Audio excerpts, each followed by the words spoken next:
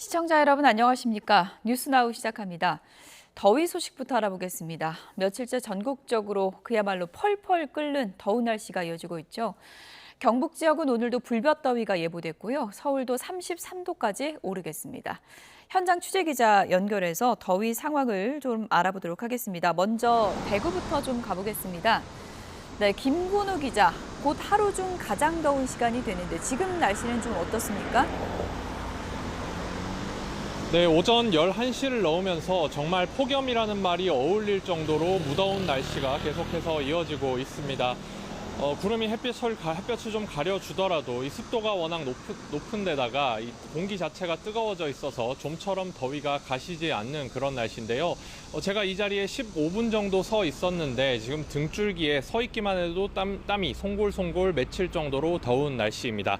현재 대구와 경북 대부분 지역에는 폭염특보가 내려져 있습니다. 밤사이에도 온도가 27도 밑으로 떨어지지 않아서 열대야 현상이 나타났고 오늘도 오전 8시쯤 이미 기온이 30도를 넘기면서 일찌감치 더위가 시작됐는데요. 정오쯤에는 기온이 무려 37도 가까이 오를 것으로 예보돼 있어서 대비가 필요합니다. 이번 더위는 경주와 포항, 경산 등 경북 지역에서 더 강하게 나타나고 있는데요. 어제는 경산과 포항에 사상 첫 폭염 중대경보가 내려지기도 했습니다. 폭염 중대경보는 체감 온도가 38도 이상일 경우나 최고 기온이 39도를 넘는 날이 하루 이상 이어질 것으로 예상되는 경우 내려집니다. 오늘도 더운 날씨가 이어지고 있는 만큼 폭염 중대경보가 다시 내려질 가능성도 있습니다.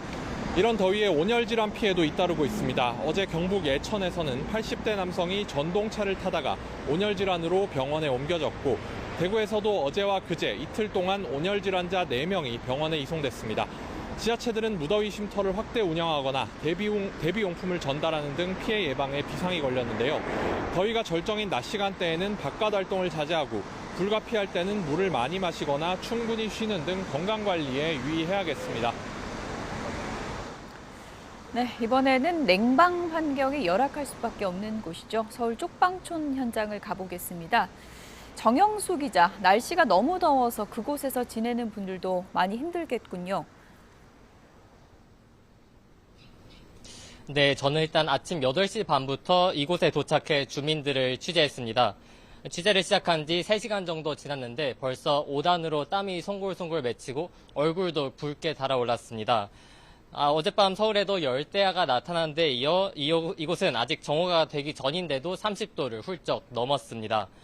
더운 날씨에 이곳 주민들은 어젯밤부터 잠도 제대로 자지 못했다고 설명했습니다. 실제로 주민이 사는 방에 들어가 보니 창문이 없는 경우가 많고 창문이 있더라도 바람이 제대로 통하지 않아 일반적인 방보다 덥고 습한 느낌이었습니다. 정부가 쪽방촌에 지원을 해서 에어컨을 설치한 것으로 알고 있는데요. 근데 그냥 바깥에 나와 있는 분들이 꽤 많다고요? 네, 말씀하신 대로 이곳 쪽방촌에도 에어컨이 설치됐습니다. 건물 복도에 에어컨이 있는데요. 하지만 주민들이 바깥에 나와서 더위를 식히는 건 요금이 걱정되기 때문입니다. 서울시가 여름철 석 달은 쪽방 소유주에게 전기 요금을 매달 최대 20만 원까지 지원하지만 자칫 요금이 지나치게 많이 나올까 봐 주민들은 에어컨을 섣불리 틀기 어렵습니다. 이렇다 보니 더운 날씨에도 에어컨을 끄고 맨몸으로 폭염을 지내는 경우도 있습니다. 거리에 물을 뿌려서 온도를 낮추는 쿨링 포그가 대부분 쪽방촌에 설치돼 있는데 폭염이 시작되던 지난 금요일부터 고장이나 일주일 정도 사용이 어렵게 됐습니다. 쪽방촌에서의 힘겨운 여름나기가 이제부터 시작이지만 주민들은 이번 여름도 어떻게 버틸지 걱정입니다. 네, 오늘은 야외 활동을 가급적 자제하시는 게 좋을 것 같습니다. 가마솥 더위 현장에서 전해준 김근우 정영수 기자 고생했습니다. 네, 전국 곳곳에서 아침부터 30도를 웃돈 가운데 강릉과 삼척 등 동쪽 지역은 이미 35도를 넘었습니다. 오늘도 한낮에 경산은 38도, 대구는 37도까지 오를 것으로 예보됐습니다. 내일부터는 다시 장맛비가 시작되면서 더위는 한풀 꺾일 것으로 보입니다. 네, 취재기자 연결해서 날씨 알아보도록 하겠습니다. 김민경 기자, 동쪽 지역은 벌써 35도를 넘은 곳이 있던데요. 낮에는 얼마나 더 더워집니까? 네, 오전 11시 기준 강원 삼척 신기면은 이미 35.3도까지 올랐고 영덕과 강릉도 35도 이상, 경주와 대구도 34도를 넘었습니다. 기온은 점차 더 올라 한낮에 경산은 38도, 대구는 37도까지 오르겠고 체감온도도 35도를 웃도는 등 경북을 중심으로 극심한 폭염이 이어질 전망입니다. 서울도 낮 기온은 33도, 체감온도는 34도까지 오르겠습니다. 다만 수도권과 강원, 충청 등 중부지방은 낮부터 저녁 사이 소나기가 지나면서 어제보다는 더위가 다소 덜할 걸로 보입니다. 이번 폭염은 북태평양 고기압과 티베트 고기압이 동시에 우리나라에 영향을 주면서 나흘째 이어지고 있는데요. 현재 강원과 경북 일부 산간, 제주 일부를 제외한 전국 대부분 지역에 폭염특보가 발효 중으로 내륙 대부분이 폭염 영향권에 들어있는 셈인데요. 이 10시를 기준으로는 강원 삼척과 충남 천안, 아산, 당진, 충북 제천과 음성, 경북 봉화의 폭염주의보가 경보로 격상됐습니다. 이번 폭염은 오늘까지 강하게 이어지다가 내일부터는 다시 장맛비가 시작되면서 더위도 점차 누그러질 전망입니다. 네, 장맛비가 또 내리는군요. 어느 지역에 집중될까요? 네, 우선 내일 새벽 제주도를 시작으로 오전에는 수도권과 충남, 오후부터 밤 사이에는 전국 대부분 지역으로 비가 확대되겠습니다. 기상청은 내일부터 모레까지 경기 북부와 강원 북부에는 100mm 이상, 수도권과 강원, 충청에도 최대 80mm의 다소 많은 비가 내릴 걸로 내다봤습니다. 이번에도 강한 비는 밤 사이에 집중될 걸로 보입니다. 특히 내일 밤부터 모레 새벽 사이 중부지방에는 시간당 20에서 30mm의 강한 비가 집중될 가능성이 있어 주의가 필요합니다. 북한에도 많은 비가 예보되면서 임진강과 한탄강, 북한강 등 접경 지역 하천은 수위가 빠르게 높아지고 유속도 강해질 걸로 예상됩니다. 또 내일 일부 산간과 해안에는 강풍특보가 내려질 정도로 강한 바람이 불겠고 전국 대부분 지역에서도 순간풍속이 초속 15m 안팎의 돌풍이 예상돼 시설물 관리와 안전사고에 유의하셔야겠습니다. 지금까지 과학기상부에서 YTN 김민경입니다. 이렇게 전국이 찜통더위에 시달리면서 온열 질환자는 하루 사이 5배 정도로 급격히 증가했습니다. 김주영 기자입니다. 전국에 극심한 무더위가 찾아오면서 관련 질환자가 급속도로 늘어났습니다. 질병관리청은 지난 11일 기준 전국 516개 의료기관에서 집계된 온열 질환자가 99명이라고 밝혔습니다. 하루 전 온열 질환자가 21명이었던 것과 비교하면 5배 가까이 많아졌고 1년 전 같은 날보다도 2배가량 증가했습니다. 이번 수치는 올해 전체를 통틀어도 가장 높은 것으로 파악됐습니다. 집계를 처음 시작한 지난 5월 15일 이후 30명대 환자가 나왔던 것도 한 차례에 불과합니다. 폭염이 심해지면서 고령층, 임신부, 기저질환자 등 노약자의 건강관리에도 비상이 걸렸습니다. 65세 이상 고령층의 경우 체감온도가 폭염 중대경보 수준인 38도에 이르면 전체 사망 위험이 19%, 심혈관 질환 사망 위험이 15% 증가한다는 조사 결과가 나오기도 했습니다. 이에 따라 질병청은 무더운 시간대 야외 작업이나 행사, 운동을 피해야 한다고 강조했습니다. 또 물을 충분히 마시고 시원한 그늘에서 충분한 휴식을 취하는 기본 행동 수칙을 잘 지켜달라고 덧붙였습니다. YTN 김주영입니다.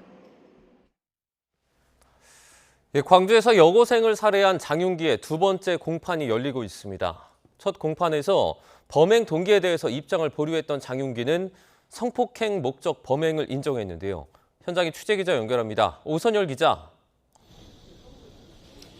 네, 광주 지방법원에 나와 있습니다. 네, 일각에서는 장윤기가 강간살인 혐의를 강력하게 부인할 거라는 전망도 있었는데 이 성범죄 목적 살인을 인정한 거죠? 네, 광주 여고생 살해범 장윤기에 대한 2차 공판은 오전 10시에 시작했습니다. 이 재판에 출석한 장윤기는 공소 사실을 모두 인정했는데요. 성폭행 목적으로 살인을 저질렀다고 시인했습니다. 장윤기의 첫 재판은 지난달 22일에 열렸는데요. 1차 공판에서 장윤기는 여고생을 살해한 사실은 인정했습니다. 하지만 성폭행 의도가 있었는지에 대해선 증거를 확인한 뒤 입장을 제출하겠다며 입장 표명을 한 차례 보류했습니다. 입장을 미룬 이유론 검찰이 신청한 증거 가운데 차량 블랙박스 영상의 내용 등을 확인하지 못했기 때문이라고 설명했습니다. 하지만 이번 2차 공판에서 장윤기는 공소 사실이 맞다며 성폭행 목적 범행을 결국 인정한 건데요. 증거들이 보완되면서 범행을 시인하는 게 유리하다고 판단한 것으로 보입니다. 앞서 검찰은 첫 재판 이후 장윤기가 범행 당시 탑승했던 차량 블랙박스와 결박 도구인 케이블 타이 등을 확보했습니다.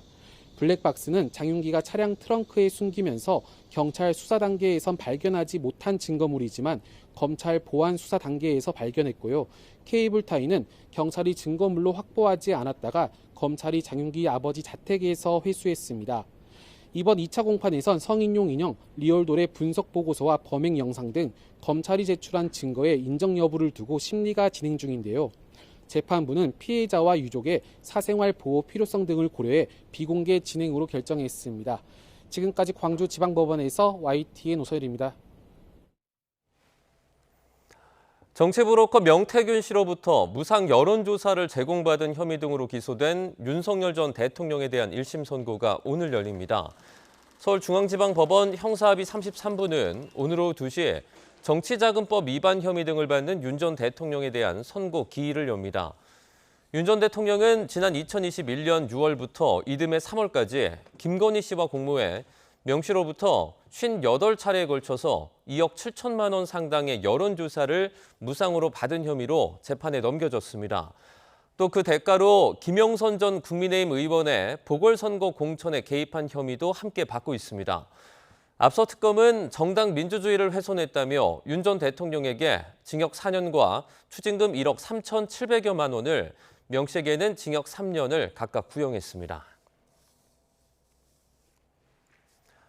회생 절차 폐지 결정 이후에 자금난을 겪고 있는 홈플러스가 결국 오늘부터 대형마트 영업을 전면 중단했습니다. 홈플러스 측은 매장을 유지하기 위한 기본 운영비도 감당할 수 없는 상황이라고 밝혔습니다.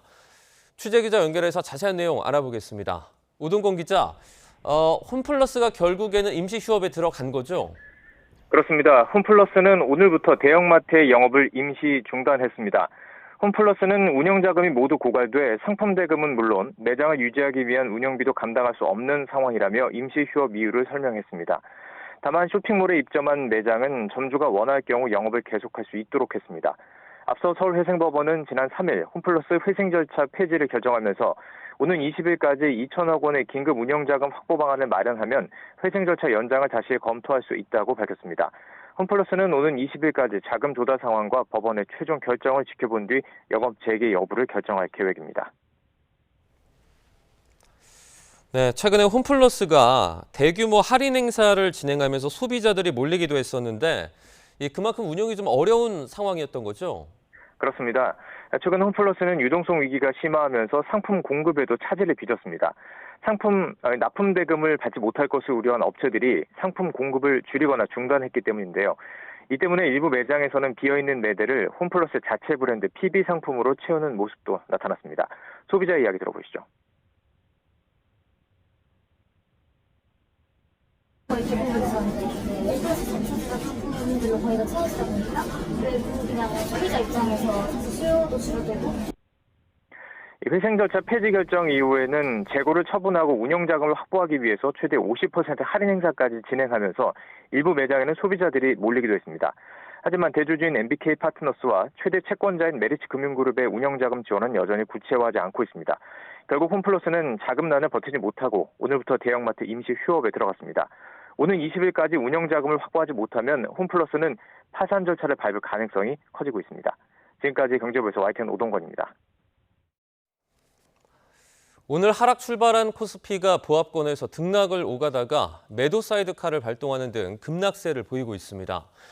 미국 증시 ADR 상장을 성공적으로 진행했던 SK하이닉스도 오늘 우리 증시에서는 폭락하면서 장중에 200만 원 선이 무너졌습니다. 취재기자 연결해서 자세하게 알아보겠습니다. 윤태인 기자, 오늘 이 코스피 시장에 사이드카가 또 발동됐다고요? 네, 오늘 코스피는 0.85% 내린 7,411호 장을 열었습니다. 지수는 장 초반 보합권에서 등락을 오가다가 낙폭을 키웠고 오전 10시 34분 시장에는 매도 사이드카가 발동됐습니다. 장중 지수는 6% 넘게 내린 7,017까지 무너졌습니다. 코스피 대장주인 삼성전자는 한때 상승세였지만 하락 전환에 5%가 넘는 약세를 보이고 있고요. SK하이닉스는 지난주 미국 증시 ADR 상장을 성공적으로 치렀지만 2분기 실적 컨센서스 하회 전망 리포트 등으로 매도 심리가 자극돼 오늘 우리 증시에서는 10%가량 폭락하면서 200만 원 선이 무너졌습니다. 코스피 수급을 보면 외국인과 기관이 순매도로 전환해 지수를 내리고 있고 개인이 순매수하고 있습니다. 오늘 증시는 SK하이닉스의 ADR 상장 흥행에도 메모리 업황이 고점을 지났다는 우려가 해소되지 않아 악재로 해석될 뉴스나 보고서에도 투자자들이 민감하게 반응하고 반도체주의 역대급 변동성도 수급 이탈을 초래하는 분위기라는 분석이 나옵니다. 또 주말 중 호르무즈 해협 폐쇄를 둘러싼 미국과 이란의 엇갈린 발표로 지정학적 갈등 재심화가 되면서 국제유가와 국채금리가 올라 주식시장에 불리한 거시경제 환경이 조성됐다는 평가가 나옵니다. 이런 가운데 코스닥은 0.27% 오른 839로 출발해 상승폭을 더 키워 3%대의 강세를 보이기도 했지만 현재는 하락 전환했습니다. 코스닥 수급에서는 개인과 기관이 순매수를, 외국인이 순매도하고 있습니다. 네, 오늘 원달러 환율은 좀 어떻습니까? 네, 오늘 서울 외환시장에서 원달러 환율은 1,498.5원으로 시작해 오전 9시 기준으로 1,504.5원으로 거래됐습니다. 현재도 1,500원대 중반에서 거래를 이어가고 있습니다. 금융권에서는 SK하이닉스의 ADR 상장으로 인한 달러 확보, 수출업체 등을 중심으로 인한 달러 매도세가 역내 달러 공급을 늘리며 환율 하락 기대를 키우는 요인으로 작용할 전망이라는 분석이 나옵니다. 다만 중동 불확실성과 강달러 기조는 환율 하단을 지지하는 요인이고 환율 변동성을 키우고 있다는 점을 유의할 필요가 있다는 평가가 나옵니다. 국제유가는 미국과 이란 사이의 이슈가 다시 부각되면서 4%대 급등하고 있습니다. 현재 브렌트유는 배럴당 79달러 선에서 거래되고 있고 미국 서부 텍사스산 원유는 배럴당 74달러 선에서 거래되고 있습니다. 주요 6개국 통화 비교할 때 달러의 가치를 나타내는 달러 인덱스도 101.1 근처를 기록하고 있습니다. 지금까지 외환거래 현장에서 YTN 윤태인입니다. 이찬진 금융감독원장이 자산운용사 경영진들과 만나서 ETF 허위 과장 광고와 관련해 운용업계 자정 노력을 강조했습니다. 이찬진 금감원장은 오늘 금융투자협회장과 운용사 20곳의 대표이사와 함께 간담회를 열고 의결권 행사 등 자본시장 현안에 대해서 논의했습니다. 이 원장은 과장 광고 등 시장 질서 저해 행위에 대한 특단의 자정 노력이 필요하다며 투자자가 ETF를 선택하는 과정에서 운용사 광고에 주로 의존하므로 운용사의 거짓, 과장 광고는 투자자 보호 측면에서 엄중한 사안이라고 말했습니다. 또 업계의 모범이 돼야 할 대형 운용사에서 이러한 사례가 빈번하게 발생한 점은 매우 아쉬운 부분이라며 광고 제작과 자체 심의 과정에서 정확한 투자 정보가 전달될 수 있도록 해달라고 말했습니다. 미군과 이란이 이틀째 공격을 주고받으며 전면 충돌 위험이 커지고 있습니다. 트럼프 대통령은 호르무즈 해협이 열려 있다고 주장했는데 이란은 호르무즈 통제권을 내놓을 생각이 없어 보입니다. 워싱턴에서 홍상희 특파원입니다. 미군이 호르무즈 해협을 중심으로 이틀째 추가 공습을 감행했습니다. 미 중부사령부는 트럼프 대통령의 지시에 따라 호르무즈 해협에서 민간 선박을 공격하는 이란의 능력을 약화하기 위해 추가 공습에 나섰다고 설명했습니다. 이란군도 미사일 발사 장면을 공개하는 등 대규모 반격에 나섰습니다. 앞서 이란 이슬람혁명수비대가 호르무즈 재봉쇄를 선언했지만 트럼프 미 대통령은 해협이 여전히 열려 있다고 주장했습니다. 그러면서 최근 무력 충돌과 관련해 이란이 협상에서 합의를 해놓고도 바로 선박을 공격했다며 미국의 공격 원인을 이란으로 돌렸습니다. 미국은 이란이 선박 공격을 계속한다면 압도적인 무력으로 대응할 수밖에 없다면서 이란을 향해 내부 단속에 나서라고 충고했습니다. That the folks that are shooting missiles and drones at ships need to make sure that they're coordinating with the people that are negotiating the peace deal and that they're all on the same page, because my sense is that they're not. 하메네이 전 최고 지도자 장례식 이후 더 공격적인 모습을 보이고 있는 이란은 호르무즈 해협 통제권 수호 의지를 강조하고 있습니다. نهاد مدیریت آبراه خلیج فارس در اطلاعیه اعلام کرد به علت تحرکات غیرقانونی نیروهای نظامی آمریکا در منطقه تردد از تنگه هرمز در حال حاضر امکان پذیر نیست. 모즈타바 최고 지도자의 군사 고문은 호르무즈 해협이 수십 개의 원자폭탄보다 더 중요하다고 말하기도 했습니다. 호르무즈 해협을 둘러싼 무력 충돌이 계속되면서 긴장이 다시 최고조로 치닫고 있습니다. 협상 동력도 갈수록 약해지는 모습입니다. 워싱턴에서 YTN 홍상입니다.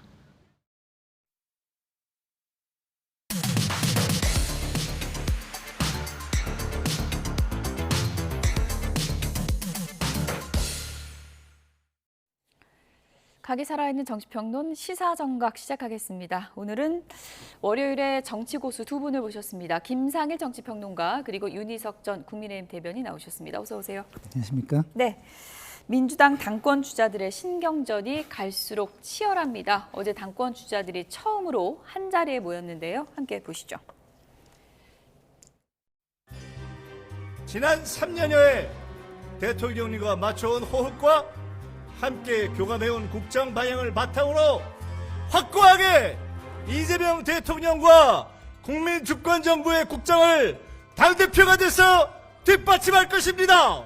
총선, 지선, 대선 총괄본부장을 가장 많이 한 사람으로서 2년 후 총선을 반드시 승리로 이끌겠습니다. 어떤 작가의 평론이나 대통령이 되는 과정에서 열렬히 지켜주고 응원했던 사람들이 원했던 것은 증축이었어요. 증축이요. 근데 대통령은 재건축을 하려고 했던 것 같아요. 어떤 이념을 주장하는 알리바이성 개혁이 중요한 게 아닙니다. 왜 이재명이 성남시장이 대통령까지 됐습니까? 손에 잡히는 성과를 만들었기 때문에 그렇습니다. 우리 집권 여당은 모든 것을 결과 책임을 져야 됩니다. 보안 수사 요구권을 강화하는 것으로 충분할 것이라 생각했습니다.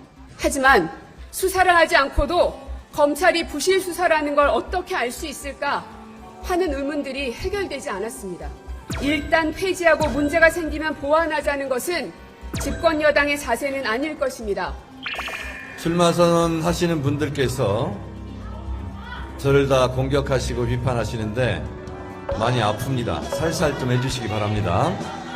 2대1, 3대1로 싸우는 것은 불공정하지만 정당방위는 하겠습니다. 억울한 컷오프로 공천 탈락했지만 탈당하지 않고 총선 승리의 재물이 되겠다며 더 컷 유세단을 이끌고 공천받은 동료 후보들을 위해서 전국을 뛰었습니다. 선거 때 탈당하고 남의 당 후보를 돕고 무소속으로 출마하는 것, 그것이 최악의 자기 정치입니다.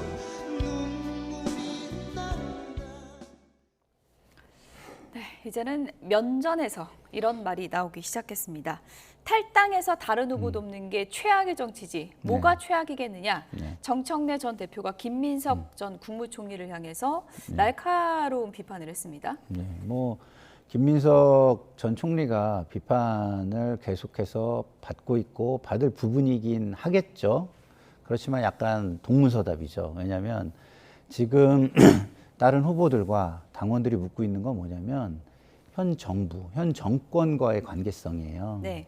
그 관계성 속에서 자기 정치를 하고 있느냐 안 하고 있느냐 이거를 묻고 있는데 뭐 과거의 한 사례를 이야기하는 거는 좀 동문서답이다. 지금 당원들이 관심을 갖는 건 이재명 정부를 뒷받침해서 성공한 정부로 나아갈 수 있느냐라는 거를 정청래 후보한테 묻고 있고, 지난 1년은 그렇지 못했다라는 문제의식을 가진 사람들이 많다. 저 역시도 방송에서 뭐 기억하시겠지만 그때 우려를 많이 표명을 해 왔었거든요. 그렇기 때문에 그 부분에 대한 답을 해야지 저기서 김민석 전 총리하고 싸운다고 해가지고 선거 구도가 바뀌질 않아요. 선거 구도 자체가 지금 이재명 현 대통령을 중심으로 여기에서 차별화냐 아니면은 강한 협력 관계냐 이걸 가지고 지금 짜여지고 있다라는 부분을 냉정하게 다시 돌아봐야 한다. 그래야 선거 전략을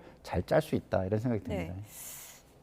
정말 오래전 일이긴 합니다. 2002년 대선을 앞두고 이제 김민석 총리가 전 총리가 노무현 정몽준 단일화 과정에서 민주당을 탈당해서 정몽준 후보 캠프에 합류한 걸 얘기한 거잖아요. 그 당시의 얘기가 아무래도 토론회 과정에서도 또 제기가 될 것 같긴 하거든요.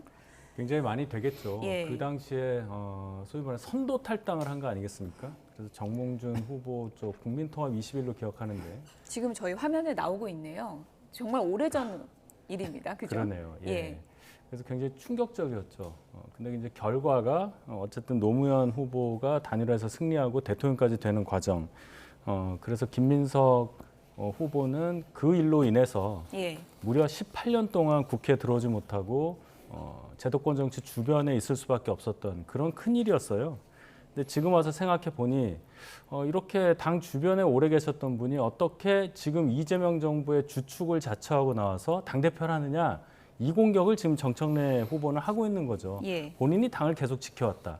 나는 공천 탈락을 했어도 당 후보들을 이끌고 나가서 당을 위해서 일했다. 뭐 이 얘기입니다. 근데 지금 이 시점에서 20년도 훨씬 지난 일을 가지고 미래를 얘기해야 할 여당 전당대회를 끌고 오는 게 맞느냐 하는 지적은 아마 피할 수가 없을 것 같고. 타격감은 없습니까? 타격감은 그래도 좀 있죠. 좀 있을까요? 민주당 지지자분들에게 있어서는 그 사건이 정말 잊혀지지 않는 일일 거라고 저는 생각을 해요.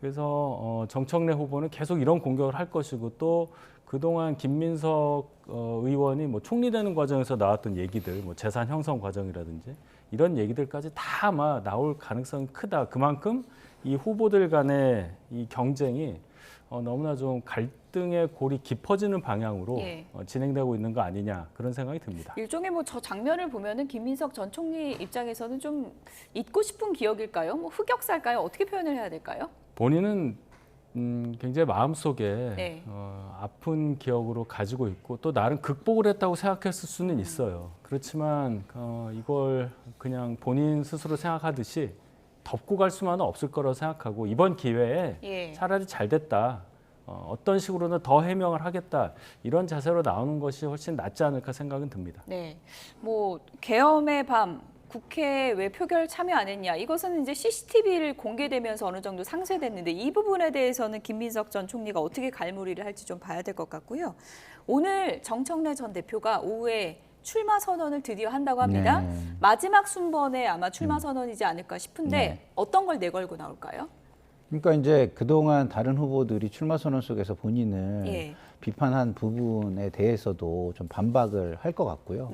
그리고 결국에는 뭐 선명성, 그동안 본인이 보여온 선명성을 강조하는 뭐 당대표로서의 지난 1년 동안의 성과, 이런 것들을 많이 내세울 것 같고, 그리고 마지막으로는 이재명 대통령과의 협력 전선에 문제가 없고 본인이 더 큰 협력을 이룰 수 있다, 이런 걸 강조하지 않을까 싶습니다. 근데 어쨌든 이런 것들이 하나하나 뜯어보면은 좋은 연설이 될 수 있지만 결국은 선거는 구도, 이슈, 인물이에요. 근데 구도가 지금 너무 크게 작용하고 있기 때문에 어떤 식으로 후보를 개개인을 비판을 하고 개별적인 장점을 강조해도 지금 여당은 대통령을 빼면 여당이라고 할 수가 없잖아요. 여자가 더불어 여자 아니겠습니까? 그렇기 때문에 대통령과 함께하는 정당이라는 거예요. 그래서 대통령이 바른 길을 못 가면 쓴소리를 하고, 그리고 일을 바른 길을 가거나 일을 열심히 해보려고 그러면 거기에는 뒷받침을 해야 되는 것이 여당의 역할이기 때문에 그 구도에서 본인이 어떤 인식을 당원들에게 주느냐, 이거를 중심으로 출마 선언문도 짜는 것이 맞지 않나, 이런 생각이 듭니다. 정청래 전 대표가 오늘 어떤 부분을 호소할지 모르겠는데 2대1, 3대1로 두들겨 맞으면 많이 아프다, 이런 걸 강조하고 있고, 뭐 일각에서는 다구리, 이런 표현까지 지금 나오고 있는 상황인데 어느 정도 좀 동정표가 쏠릴 가능성은 없습니까? 분명히 그 점도 작용을 할 거예요. 본인 입장에서는 직전 당대표이긴 하지만 어쨌든 자기는 굉장히 소수의 입장에서 투쟁하는 거다. 다른 분들이 어떻게 보면 편을 먹고 본인 혼자를 집단 구타하고 있다, 뭐 이런 얘기잖아요. 우리 국민들의 성정상 약한 분들에게 조금 더 마음을 쓰는 것이 상례라고 저는 보기 때문에 이런 식의 구도, 그러면서도 끊임없이 과거에 있었던 일들을 소환하면서 네거티브를 할 수밖에 없는 상황. 정청래 후보의 전략은 아마 그것에서 벗어나지 않을 것이라고 저는 봅니다. 네, 어쩌다 뭐 직전 당대표를 지낸 분인데 뭐 이런 2대1, 3대1 이런 표현까지 나왔는지 모르겠는데요. 오늘 출마 선언에서 어떤 부분을 내세울지 좀 지켜보도록 하겠습니다. 지금 여당이 혼란스러운 이때 야당도 상황은 마찬가지인 것 같습니다. 한 중진 의원이 난데없이 이런 기자회견을 했습니다. 들어보시죠. 우리 당에는 얼씬도 하지 말기 바랍니다. 한동훈 의원의 국민의힘 복당을 단호히 반대합니다. 저는 추경호 시장 재판에 증인으로 출석해서 2024년 12월 3일 밤에 제가 직접 듣고 확인한 사실을 그대로 증언했습니다. 상상도 하지 못했던 반응을 접했습니다. 한동훈 의원이 복당한다면 당이 어떻게 혼란에 휩싸일지 그 예고편을 목격할 수 있었습니다. 왜 그날의 역사가 오직 한동훈 한 사람의 영웅서사가 되어야 합니까? 본인의 서사를 지키기 위해서라면 사실을 증언한 동료 의원을 공격해도 되고 국민의힘이 내란 정당으로 몰려도 상관없다는 것입니까? 국감을 얘기한 상황도 아닌데 국감을 반대하시는 구체적인 이유가 따로 있으십니까? 오늘 말씀드린 그 내용 그대로입니다. 처음에는 뭐 나중에 복당 가능할 수도 있겠지, 좀 더 기다리자 이렇게 말을 했는데 그 다음엔 또 빠르게 복당하겠다는 그런 또 의사를 밝힌 걸 제가 언론 기사를 통해서 봤습니다. 그래서 드리는 말씀입니다. 징계에 대해서도 좀 적절했다 이렇게 보시는 거예요? 뭐 거기에 대해서는 이미 법원에서 판결이 났지 않습니까? 그러니까 그럼 법원의 판결을 받아들이고 거기에 대해서 당에서 나가게 된 게 단계 사건 때문 아니겠습니까?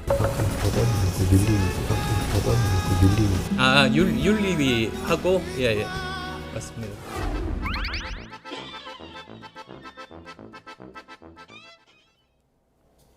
네, 안철수 의원이 갑자기 이렇게 흑화된 거예요? 이제 여러 가지 생각이 드는데요. 아마도 예. 그 추경호 대구시장 관련한 그 재판에서 증언한 것, 거기서 의원들을 당사로 처음 오라고 한 것은 한동훈 당시 대표였다. 이 말 때문에 보도가 많이 나갔고 예. 거기에 대해서 많은 이제 반발이 있으니까 갑자기 또 한동훈 의원의 뭐 복당을 반대한다. 여기까지 간 걸로 저는 생각을 네. 해요. 방금 전에 사실대로 증언하셨다는데 안철수 의원의 의도를 갖고 그렇게 말씀하셨다고 저는 보지는 않습니다만은 기본 사실이 다릅니다. 한동훈 당시 대표가 당사로 모이라고 한 대상은 국회의원이 아니라 최고위원이었고 그것이 11시 한 3분 정도였고요. 예. 11시 24분 정도에는 민주당 의원들이 국회로 가니까 우리 국회로 가자는 뜻의 메시지를 올립니다. 그 이후부터는 쭉 일관되게 국회로 오라고 얘기를 해요. 추경호 원내대표도 11시 33분부터 국회로 오라고 하다가 0시 3분에 갑자기 의원들을 당사로 오게끔 한 겁니다. 이 지점이 중요한 거예요. 0시 3분에 왜 추경호 당시 원내대표는 국회의원들을 당사로 모이게 했느냐. 이걸 묻기 위해서 검사가 법정에서 안철수 의원에게 물어본 건데 안철수 의원은 그냥 내가 듣기로 당사로 오라는 얘기를 들은 것 같다. 이게 다합니다. 그러니까 여기에 대해서 저희는 사실관계를 정정할 수밖에 없었고 이것이 마치 한동훈 의원 혼자만의 영웅서사로 되는 것에 대해서 안철수 의원은 굉장히 마음이 아팠던 모양입니다. 영웅서사라고 저희가 강조한 적은 없고요. 예. 그 당시 18분 저희 당 소속 의원들이 들어가서 계엄해제 표결에 찬성표를 던진 그분들 중에서도 입장이 바뀌어서 계엄과 탄핵에 대해서 굉장히 국민 여론과 동떨어진 주장을 하시는 분이 계시지 않습니까? 예. 그렇기 때문에 의원도 아니면서도 당대표로서 계엄해제 앞장선 한동훈 당시 저희 당 대표의 행동이 부각되는 거지 저희가 그것을 강조했던 것은 아니라는 점 꼭 짚고 싶습니다. 그러니까 이 부분이 이제 많은 혼선은 좀 있는 것 같은데 안철수 의원이 얘기한 거 당사로 처음 오라고 한 건 한동훈 전 대표였다라고 한 게 위증이라는 얘기가 아니라 이제 사실관계에서 흐름상 네. 맞지 않는 얘기다 그 얘기인 예, 거죠. 전혀 예. 맞지 않는 얘기고 이 쟁점의 중요한 것은 계엄해제 의결이 있었던 1시 1분 전후에 어떤 예. 일이 있었냐를 보려고 한 건데 예. 11시 3분에 있었던 얘기를 가지고 그때는 당사로 오라고 했는데요. 대상조차 국회의원이 아니었는데. 그땐 본회의장을 들어갈 수가 없는 상황이었고. 그렇죠. 예. 그래서 국회가 봉쇄돼서 그렇게 된 건데 네. 마치 잘못 들으면 처음에 한동훈 대표가 의원들을 당사로 모이게 했기 때문에 나중에 당사에 모이라고 한 것이 마치 뭐 별 잘못이 없는 것처럼 인식되는 예. 것. 그것을 바로잡자는 얘기입니다. 예, 뭐 감정이 안 좋아진 건 그렇다 쳐도 휴일에 갑자기 이제 기자회견을 한 건 상당히 이례적인데 저걸 SNS에 올렸어도 되는 거잖아요. 어쨌든 뭐 예. 적절해 보이진 않아요. 뭔가 왜냐하면 좀 주목을 받고 싶었던 원래 것 같아요. 예. 자기 주장을 할 때 예. 감정이 앞서면 주장하고자 하는 논점이 흐려지고 감정만 보이게 돼 있거든요. 네. 그런 측면에서 볼 때 지금 안철수 의원의 기자회견이 무슨 얘기를 하느냐보다는 왜 이렇게 화가 났지? 화를 내지? 뭐 이런. 그리고 한동훈 대표와 싸우자는 거네. 뭐 오케이 목장의 결투도 아니고 뭐 그런 결투를 보는 것 같은 그런 느낌을 갖게 되거든요. 그렇기 때문에 적절하게 자기를 누르고 차분한 이야기를 해서 부적절함을 지적하는 기자회견을 했어야 맞다라고 생각하는데요. 근데 또 안철수 의원 입장에서 한동훈 쪽에 이제 좀 친하신 분들의 말씀이 좀 약간 감정적인 부분은 없었나, 이것도 한동훈 의원 측 쪽에서도 좀 생각해 볼 필요는 있겠다. 예를 들어서 그 법정 증언을 잘못했으면 설명하면 되잖아요. 그리고 정정하면 되잖아요. 근데 안철수 의원한테 뭐 거짓 정치라는 식으로 이야기가 되는 거를 저도 언론 보도를 통해서 좀 봤거든요. 그러니까 이런 부분에서 서로가 너무 이렇게 먼저 할 수 있는 행위들을 거치지 않고 바로 직접적인 비판과 비난 이런 쪽으로 가니까 발생하는 일 같아서 뭐 안철수 의원의 기자회견도 적절치 못했지만 한동훈 의원 측에서도 한 번 정도 앞으로 이런 일이 발생하면 어떻게 일을 처리할 것인가를 한번 복기해 보는 것도 좋겠다, 이런 생각이 듭니다. 근데 일각에서는 이제 뭐 그냥 그 부분을 비판하면 되는데 복당도 하지 말고 얼씬도 하지 말라, 그렇죠. 이게 이렇게까지 얘기한 거는 감정이 너무 이제 지나친 거죠. 그렇게 되면 사람들은 예전에 제가 뭐 누굽니까 하는 그런 게 또 떠오르잖아요. 그렇기 때문에 모든 주장은요, 뭐 이번만이 아닙니다. 모든 정치권에 계신 분들이 자기애가 너무 강하고 너무 조급하고 이러면은 저런 모습들이 보여지는데, 국민들 입장에서는 그러면 리더로서의 자격을 잃는 것으로 이렇게 느껴지기 때문에 별로 좋지 않다, 이런 말씀. 리더 얘기하셔가지고 단순히 얼씬도 하지 말아라, 국민의힘 들어오지 말아라 하는 게 감정만으로 나온 얘기인지, 아니면 리더가 되기 위한 당권 대결을 염두에 둔, 그러니까 한동훈이 들어오면 내가 좋을 게 뭐냐, 내가 대표가 돼야 되는데 뭐 이런 계산 아니냐, 이런 분석도 나오고 있습니다. 저는 그런 분석이 충분히 가능하다고 생각합니다. 근데 이 말씀을 들으시면 안철수 의원은 또 아니라고 굉장히 언짢아질 수는 있어요. 그렇지만 정치는 해석의 영역이 분명히 있는 거기 때문에 그 말씀을 하시는 순간 많은 사람들이 그렇게 볼 수밖에 없다. 그렇기 때문에 지금 그 주현철이라는 당의 외신 대변인, 최근에 설화가 많죠. 이분이 내가 안철수 의원한테 얘기해서 기자회견한 거다, 뭐 빙고 이런 글까지 올립니다. 애초에 이분이 안철수 국민의당 시절에 안철수 의원과 같이 일을 많이 했다고 해요. 바로 저분이죠. 그래픽에 나오는 저분. 저도 뭐 얼굴은 처음 보는데요. 결과적으로 이런 식으로 정치 행보가 이루어진다, 이렇게 이제 대중에게 인식이 되면 안철수 의원이 2010년경에 새정치를 들고 처음에 나왔을 때의 그 위상에 비해서 지금 한 15년 정도 지난 이 시점에서는 굉장히 좀 쪼그라들지 않았냐는 인상을 줄 수밖에 없어요. 주현철이라는 사람을 우리가 모르지 않습니까, 잘. 근데 저런 분이 내가 시켜서 기자회견 한 거다, 이런 식으로 얘기해버리면 대중은 안철수 의원에 대해서 과거처럼 보지 않는다. 그런데 뭐 한동훈 의원 보고 당이 얼씬도 하지 말라, 그리고 뭐 우리 당 뭐 이런 말씀 쓰시면 당에 20년 이상 있었던 사람 입장에서는 굉장히 인지 부조화가 느껴진다, 이렇게밖에 말씀드릴 수가 없어요. 네. 근데 안철수 의원이 이렇게 기자회견까지 했고 기사도 많이 나왔는데 한동훈 의원이 답변이 없더라고요. 대응이 없어요. 전략적인 건가요? 뭐 그런 면도 충분히 있을 수 있습니다. 김상일 평론가께서 너무 거세게 비난을 하거나 반박을 하면 또 대중들이 다르게 볼 수 있다는 말씀 방금 전에 하셨잖아요. 그런 차원에서 저희도 많은 생각을 해봅니다. 특히 제 입장에서도 뭔가 잘못된 거 있으면 시정하는 건 맞는데 그 방식이 너무 과하면 또는 과하게 느껴지는 것도 어떻게 보면은 반박하는 사람의 허물이라고 볼 수 있기 때문에 그 점까지 잘 감안해서 행보를 해야 한다. 그런 차원에서 한동훈 의원이 직접적으로 반박하지 않고 잠자코 계신 것은 그래도 정무적으로 잘 판단했다. 저는 그렇게 봅니다. 약간 참고 있다. 참는다기보다는 뭐 상황을 좀 보겠다는 거겠죠. 상황을 보겠다. 조갑자 대표는 이럴 게 아니라 그냥 갈라질 사람은 빨리빨리 갈라져라. 한동훈 의원이 그냥 당 하나 만들어라. 이렇게 오늘 얘기를 했더라고요. 근데 뭐 이제 갑갑하시니까 그런 말씀 하시는 거겠죠. 현실성은 그렇지만 떨어집니까? 근데 그게 당을 쪼개고 나간다는 거는요, 굉장히 쉽지가 않아요. 그리고 그때는 판단의 기준이 그거 하나로 느껴지지만 또 쪼개고 나가면 판단 기준이 여러 가지가 나오게 됩니다. 그리고 또 먼저 튀어나간 사람이 그 책임을 또 져야 되는 것이거든요. 그래서 이런 어떤 분열과 분당에는요, 먼저 움직이는 것이 유리하지 않을 경우가 상당히 많아요. 그래서 뭐 조갑재 그 분께서 뭐 말씀하시는 감정적인 거는 뭐 저도 무슨 의미인지 좀 이해가 되지만 예. 그 결과에 대해서 책임질 분은 아니기 때문에 네. 책임질 분들이 잘 생각해야 된다 이렇게 말씀을 드립니다. 어쨌든 정치권을 바라보는 국민의 시선에서는 싸우는 거 제일 싫어하거든요. 그래서일까요? 정당 지지율도 이런 상황입니다. 보여주시죠.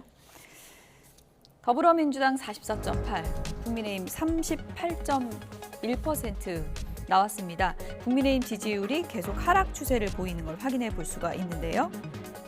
PK만 놓고 볼까요? PK, 부산, 울산, 경남 지지율 보겠습니다. 국민의힘의 이제 강세 지역인데 이곳에서 지금 지지율 하락 추이가 굉장히 뚜렷한 것을 알 수 있고요. 특히나 국민의힘의 세대별 지지율에서 가장 높게 나타나는 70대 이상 지지율도 전주 대비 7.4%포인트가 하락했습니다. 전체적 지지율도 떨어지고 보수 지지층도 등을 돌리고 있거든요. 특히나 이제 PK 지역에서 많이 지지율이 떨어진 것은 예. 어떻게 보면은 한동훈 의원을 무소속이지만 당선시켰던 그런 보수 지지층들의 마음이 또다시 이제 좀 실망으로 바뀌는 거 아닌가 하는 그런 분석도 가능하다고 생각합니다. 저희 당 지지율이 그동안 지방선거 이후에 좀 반등을 해서 거의 뭐 골든크로스까지 일어났다 뭐 이런 여론조사도 있었잖아요. 네. 그 이유는 저희 당이 뭐 선거를 많이 이겼다거나 뭐 잘했다거나 하는 것보다는 뭔가 좀 그래도 오세훈, 한동훈 이런 사람들이 살아 돌아오니까 앞으로 있을 28년 총선이나 30년 대선에서 희망을 걸어볼 수도 있겠다. 아마 그런 지지층의 어떤 기대 섞인 바람 그런 것이 반영됐다고 저는 생각을 하는데 지금 선거 끝나고 한 달이 좀 지나니까 이제 또 당대표가 막 장외 집회에 계속 나가고 당 안에서도 별다른 움직임이 없고 하니까 시간이 지나면서 좀 실망세가 역력해진 것이라고 봐요. 이 얘기는 지역별로도 봐도 그렇고 연령별로도 그런 게 나오잖아요. 더 이상 국민들께 또는 보수 지지층께 희망을 줄 수 있는 행보가 없이 지금처럼만 가게 되면 계속 민주당에 질 수밖에 없다는 것을 보여주는 거니까 당 지도부에서 결심을 좀 해야 되지 않을까 생각합니다. 네, 민주당이 지금 뭐 계파 싸움으로 분열돼가는 양상에서 어떻게 보면 국민의힘의 지지율을 높일 수 있는 호재인데 그 호재를 다 놓치고 있다. 그 중심에는 당대표가 있다. 이런 분석도 있습니다. 장동혁 대표 장애 집회를 이어가고 있는데요. 얘기 잠시 들어보시죠. 올림픽 공원에서 대한민국의 민주주의를 지켜낼 수 있도록 여러분 함성을 질러주십시오.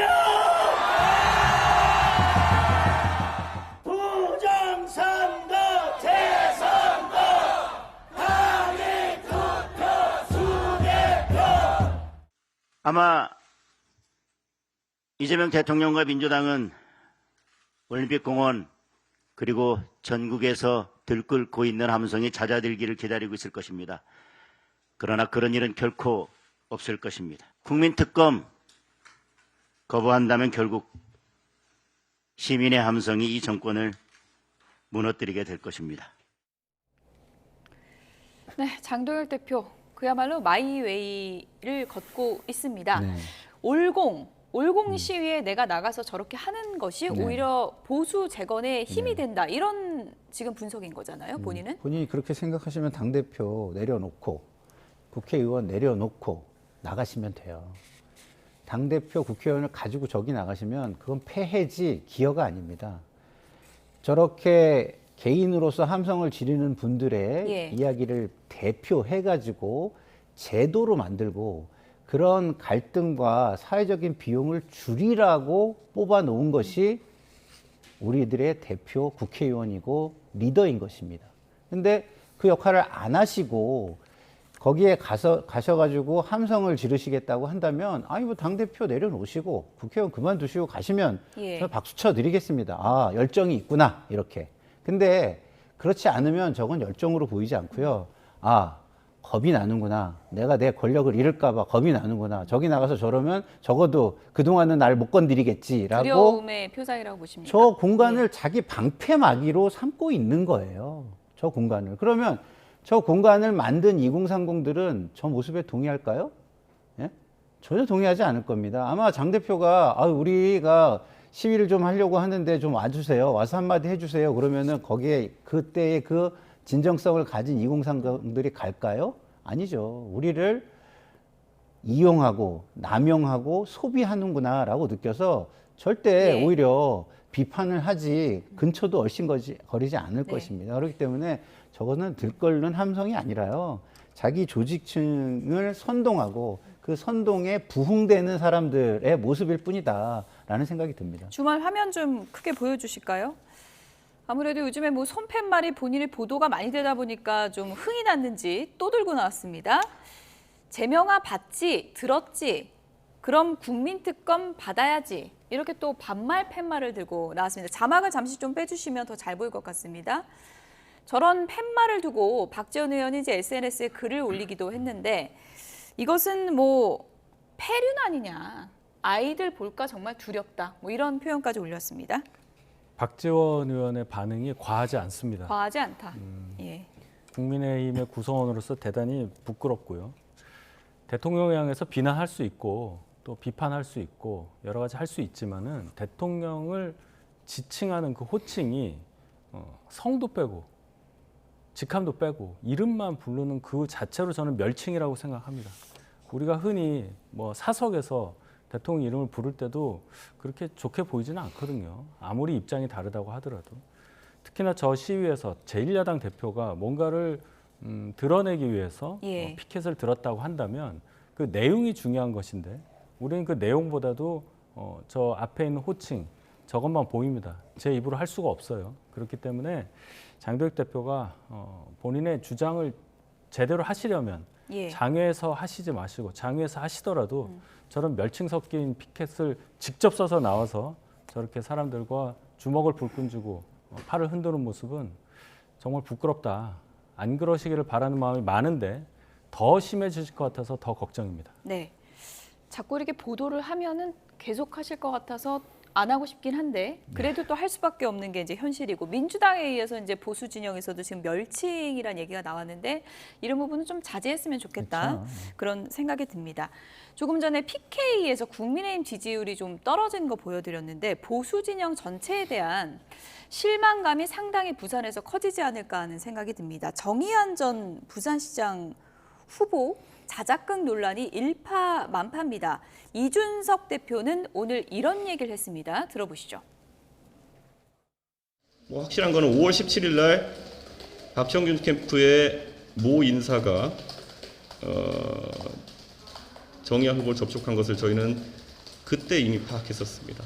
그렇기 때문에 저희는 거기에 대해서 뭐 문제가 되는 단일화인지 문제가 안 되는 단일화 협상일지에 대해서는 말을 아끼겠습니다만은 정의안 후보가 그 자작극하는 걸 우리가 국민의힘이 알았다면 오히려 단일화할 필요가 없는 거 아니냐. 이거는 오히려 단일화된 다음에 박정희 후보가 당선이 되고 문제가 되는 거라서. 아니 그런 식의 가정법이라 그러면요 저희한테 다 적용되죠. 저희 같은 뭐 그러면 그러면은 만약에 우리가 그걸 알았다 그러면은 우린 단일화해서 떠넘기고 싶었겠지라는 겁니까 그러면은?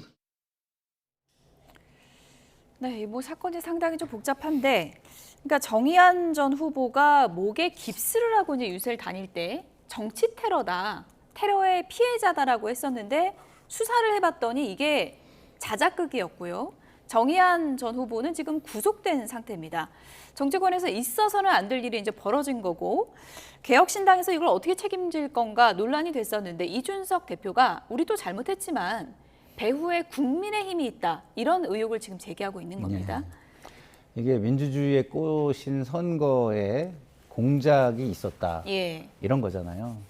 그럼 이 선거 공작이라는 건 어마어마한 범죄이기도 하고 역사의 죄입니다. 그리고 결과가 많이 바뀌었다면 더 큰 역사의 죄로 기록됐겠죠. 그렇기 때문에 지금 이준석 대표가 하는 얘기는 맞고 틀리고의 문제가 중요한 게 아니에요. 만약에 저거와 관련된 게 있었다면 이거를 바로잡기 위한 노력에 즉각적으로 들어가야죠. 사주한 사람이 있다. 배후에 인물이 있다 그러면 밝혀야 하는 겁니다. 예. 같이 밝혀가지고 이걸 바로잡는 데 기여를 해야 되는데 거기에서 다른 사람에게 책임을 떠넘기듯이 이야기를 하고 있다는 것 자체가 굉장히 심각한 문제다. 그리고 과연 국민의 대표자의 한 사람으로서의 자격이 있는 모습인가를 묻지 않을 수 없는 장면이다. 이런 생각이 듭니다. 네. 근데 이게 오늘 뭐 좀 흘리기만 했는데 박형준 캠프 인사라고 이게 이름을 완전 특정을 했잖아요. 누군지는 모르겠습니다. 네. 이 부분을 이제 언론에서도 다 취재에 들어갈 거고 누군지 밝혀지면 이거 파장이 엄청 커질 것 같은데요. 뭐 제 입장에서는 예. 뭐라도 더 밝혀져서 이 사건에 대한 전모를 국민들이 아시고 평가하실 수 있었으면 좋겠습니다. 지금 이 사안은 그냥 겉으로만 보면 네. 개혁신당에서 내세운 후보가 테러 자작극을 벌였는데 예. 그 책임을 도의적으로 인정은 하지만 상대당인 국민의힘 후보 쪽에서 단일화를 위해서 뭔가 한 거라는 강한 의심을 갖고 있다. 이게 이준석 대표의 얘기잖아요. 선뜻 이해가 안 갑니다. 자작극을 벌이도록 한 게 저희 당하고 무슨 관계가 있냐. 저는 이해가 잘 안 가거든요. 그러니까 이준석 의원의 말이 맞다면은 네.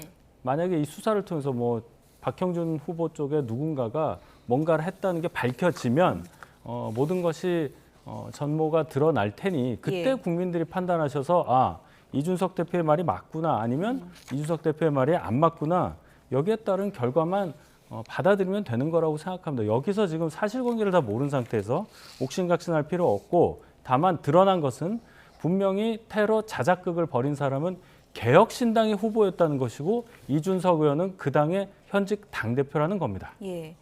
그런데 이제 많은 분들이 이 부분에 의심을 가질 수밖에 없는 것 같습니다. 후보가 수사를 받는데 중앙당에서 몰랐을까? 이 부분이잖아요. 바로 그 부분이죠. 예. 본인 몰랐다고 합니다. 그래서 거기에 대해서 본인들도 피해자라고 얘기를 하시는데 그러면 정의한 후보와 개혁신당 중앙당 뭐 예를 들어 이준석 대표가 그 정도 관계밖에 안 되냐. 그렇게 볼 때 이 점도 봐야 돼요. 부산시의원 비례대표 1번이 개혁신당의 비례대표 1번이 정의한 후보의 아버지가 경영하는 큰 병원의 수간호사란 말입니다. 간호과장. 예. 그런 거는 어떻게 설명이 가능하겠어요? 일반적으로 받아들일 때 아, 이 정도로 굉장히 가깝구나. 뭐 비례대표로 나올 수는 있죠. 그렇지만 어떻게 아버지 병원의 간호사가 이렇게 나올 수 있나? 그 관계를 유추해 볼 때 네. 적어도 이준석 대표와 정의한 후보의 관계는 굉장히 가깝다 이렇게 볼 수밖에 없잖아요. 그런데 본인은 몰랐고 테러 자작극은 알 수가 없었으며 예. 뒤에 보니까 박형준 후보 쪽 인사가 있으니 우리가 그걸 더 파보자 이렇게 주장을 한다면 중간 단계가 다 생략되는 거기 때문에 국민적으로 설득을 받아들일 수 있는 여지가 별로 저는 없다고 생각을 해요. 네. 정말 진상을 밝히고 싶으면 더 구체적으로 얘기를 네. 해야 된다. 이준석 대표가 그런 부분이 있을 거고 또 이제 보수 진영에서 보면은 정의한 후보가 이제 2만 7천여 표를 네. 당시에 이제 득표를 했더라고요. 네. 단일화를 안 해서 보수표가 이렇게 되면 분산됐던 거 아니냐. 예를 들어서 경찰이 이 자작극 의혹을 선거전 때 얘기를 했으면 이거 선거전 어떻게 됐을지 모른다. 뭐 이런 얘기도 있습니다. 근데요, 지금 그런 거 따지는 게 전 중요하지 않다고 예. 봐요. 그런 거를 따지면 지금 보수 노선의 재편이라는 큰 흐름에 도움이 될까요?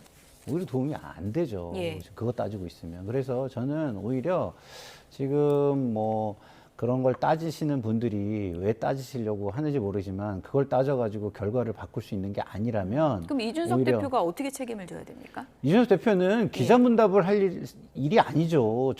알고 있는 사실을 경찰에 가서 경찰과의 문답을 해야 맞는 거 아니겠습니까? 그래야 우리가 볼 때 국민의 대표로서 책임 있는 행동을 다 한다고 보는 것이지 예. 지금 자신의 정치적 이해관계를 위해서 나와가지고 오히려 사회적인 혼란과 비용을 증가시키는 행위를 예. 한다면 그것은 바른 행동이 아니다 이렇게 말씀을 드리고 끝으로 싶습니다. 간략하게요. 뭐 어쨌든 이 부분이 앞으로 좀 새로운 세실이 나오면 파장이 커질 것 같아서 이준석 대표는 뭐 다른 것도 있지만 정치적 책임이라는 것도 있잖아요. 새 정치를 표방하면서 정치를 해왔기 때문에 어떻게 좀 수습을 해야 된다고 보십니까? 그러니까 여기서 이준석 대표가 예. 얻을 수 있는 건 정말 몰랐다는 걸 증명하는 거예요. 그 대단히 어려울 겁니다. 그런데 역으로 조금이라도 이 자작극 관련해서 본인이 알았던 게 밝혀지면 정치적으로 제가 볼 때는 너무 큰 타격을 받을 수밖에 없기 때문에 그래서 아마도 명운을 걸고 기자회견까지 한 그런 부분 아니냐.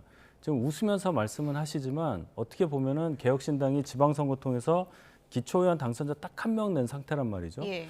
당이 지금 존폐가 굉장히 문제가 될 만큼 심각한 상황인데 이것까지 겹쳤기 때문에 예. 사생결단하고 기자회견 한 게 아닌가 이런 생각도 듭니다. 어쨌든 박형준 캠프 인사가 개입돼 있다라는 얘기를 이준석 대표가 했기 때문에 기자들에게 이 부분과 관련해서 보다 책임 있는 또 추가적인 내용을 발언을 할지 좀 보겠습니다.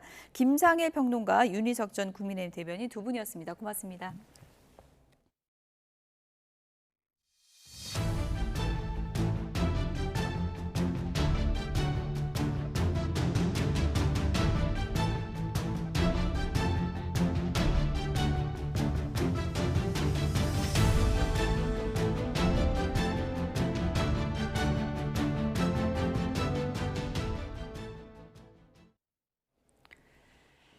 네, 30도를 훌쩍 넘는 폭염과 함께 쪽방촌의 힘겨운 여름나기도 시작됐습니다.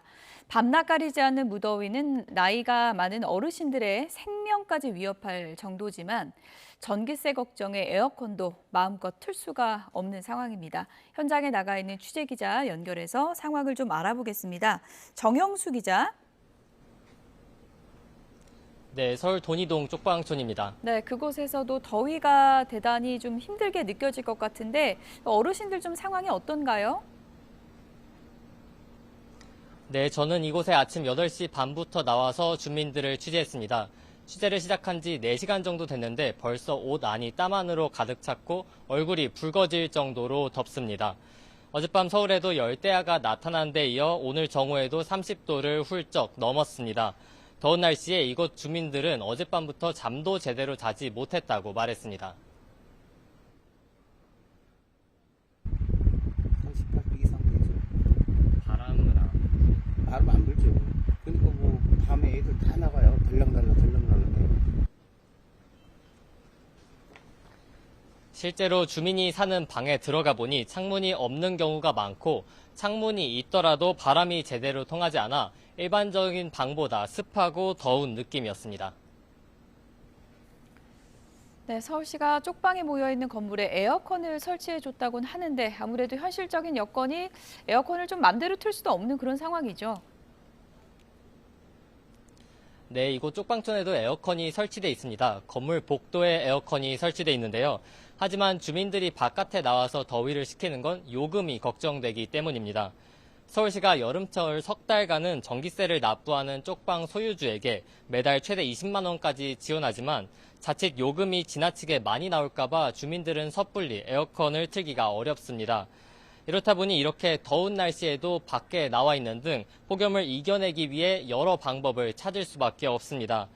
대부분 쪽방촌에는 거리에 물을 뿌려서 온도를 낮추는 쿨링 포그가 설치돼 있는데 이곳의 경우 지난 금요일부터 고장이나 일주일 정도 사용이 어렵게 됐습니다. 쪽방촌에서의 힘겨운 여름나기가 이제 시작된 가운데 주민들은 이번 여름도 어떻게 버틸지가 걱정입니다. 지금까지 서울 돈이동 쪽방촌에서 YTN 정영수입니다. 밤이 돼도 더위가 가시지 않으면서 수도권을 비롯한 전국 대부분 지역에 열대야 주의보가 내려졌습니다. 수영장이나 한강으로 시민들이 몰렸습니다. 손효정 기자입니다.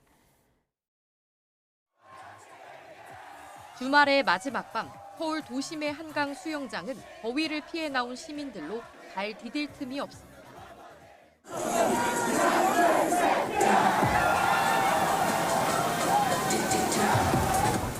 신나는 음악에 맞춰 물을 튀기고 물살을 가르다 보면 물러날 기미 없는 더위도 잠시 잊을 수 있습니다. 너무 더워서 알바 끝나고 바로 수영장 오자고 해서 오게 됐어요. 분위기가 너무 다들 뜨거우셔가지고 저도 약간 좀 덩달아 신나는 것 같아요. 한 번에 다 사라지는 것 같아요. 너무 시원하고 좋습니다. 밤에 노는 게 너무 낭만적인 것 같습니다. 큐브를 타고 엄마 아빠와 물장구를 치며 시간 가는 줄 모르고 놀다 보니 어느새 어둠이 내려앉았습니다. 물놀이도 식후경, 컵라면과 닭강정으로 출출한 배를 달래면 다시 학교 갈 힘도 샘솟습니다. 맨날 올 수 있고 여기서 살고 싶어요, 그냥. 그래도 수영장 오니까 더 활기차고 샷표를 갈 준비가 될 것 같아요. 한강 공원을 찾은 시민들도 벤치에 몸을 기대고 강물에 발을 담그며 식지 않는 밤 공기를 견딥니다.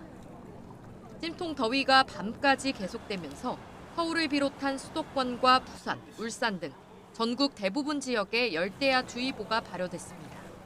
밤 10시가 넘은 시각이지만 기온은 여전히 30도를 기록하고 있습니다.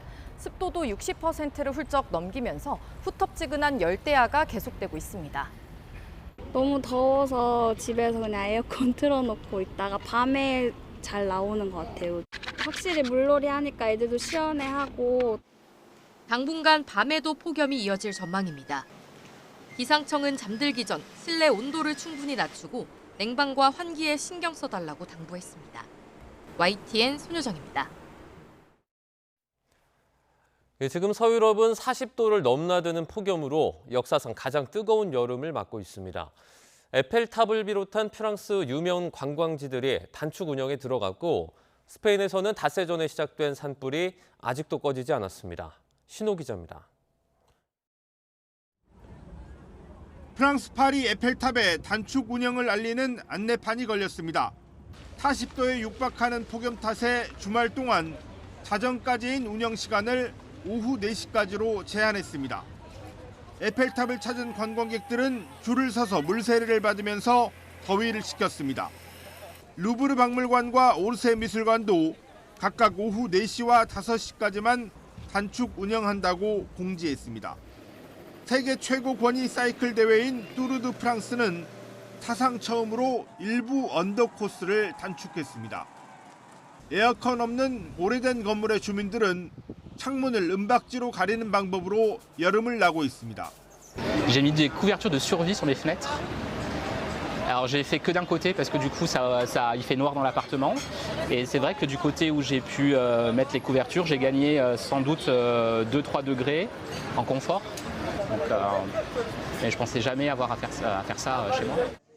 파리에서 에어컨을 설치하려면 이웃 주민 동의를 받아야 하고 공사비도 1,000만 원 이상이라 최악의 폭염 속에도 보급률은 25% 수준입니다.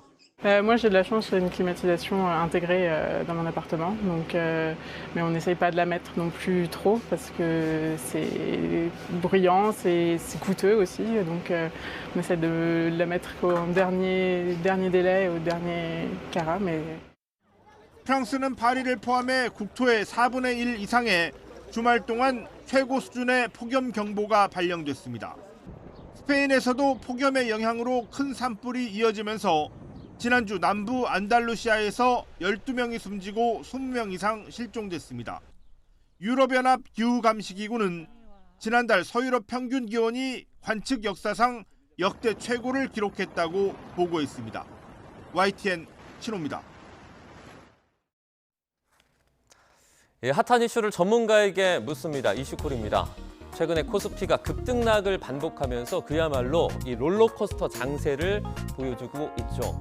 얼마나 변동성이 컸는지 이 프로그램 매매 호가 효력을 일시 정지하는 이 사이드카는 반년 만에 역대 최다 발동됐고 매매 중단 조치죠. 서킷 브레이커 올해만 6차례가 발동이 됐습니다.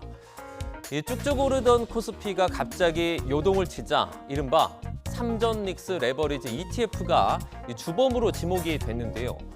이 삼전 닉스 레버리지 ETF는 기초자산 일일 수익률의 2배를 추종하도록 설계가 됐는데 이 상승률을 맞추기 위해서 주가가 오를 때는 더 사고 떨어질 때는 더 팔아야 하는 조정이 반복되면서 이 시장의 변동성을 키웠다라는 겁니다. 앞서 이찬진 금융감독원장은 들어 누워서라도 출시를 막았어야 했나라며 이 때늦은 후의 말을 남기기도 했는데요. 오늘은 자산운용사 CEO들과 만나서 이렇게 당부했습니다. 직접 들어보시죠. 투자자는 ETF를 직접 선택하는 과정에서 운용사 광고에 주로 의존하므로 운용사의 거짓, 과장 광고는 투자자 보호 측면에서 매우 엄중한 사안입니다. 또한 ETF 운영 과정에서 LP 증권사와 함께 괴리율 관리 등에서도 만전을 기해 주시기를 당부드립니다. 네, 금융감독원장이 강경한 당부성 메시지를 낸 건 그만큼 레버리지 ETF에 대한 우려가 크기 때문인데요. 여기에 운용사들이 광고전을 펼치면서 투자자를 유인하는 것을 막겠다라는 의지로 풀이됩니다. 금융당국이 뒤늦게 관리감독 강화에 나섰지만 이미 시장에 나와버린 레버리지 ETF. 일각에서는 삼전 릭스 레버리지 ETF 상장 폐지 목소리까지 나오고 있는데 이 부분에 대해서 전문가들은 회의적입니다. 아무래도 이제 레버리지 ETF를 가진 사람들이 너무 많다. 이미 이제 투자하신 분들이 많고 이것에 따라 손해를 보신 분도 굉장히 많기 때문에 쉽게 이것을 사실 없앤다는 것은 금융시장에 내놓은 상품을 쉽게 없앤다는 것이 사실 좀 어렵다. 이게 사실 어떻게 보자라고 하면은 규칙대로 나온 상품이기 때문에 시장의 변동성을 키운다고 이 상품을 없애게 되면은 어떤 금융시장의 관리 차원에서 좀 문제가 생기는 거거든요. 네, 청와대까지 나서서 단일 종목 레버리지 ETF에 대한 손재를 시사한 가운데 금융당국의 고심이 깊어만 가고 있습니다.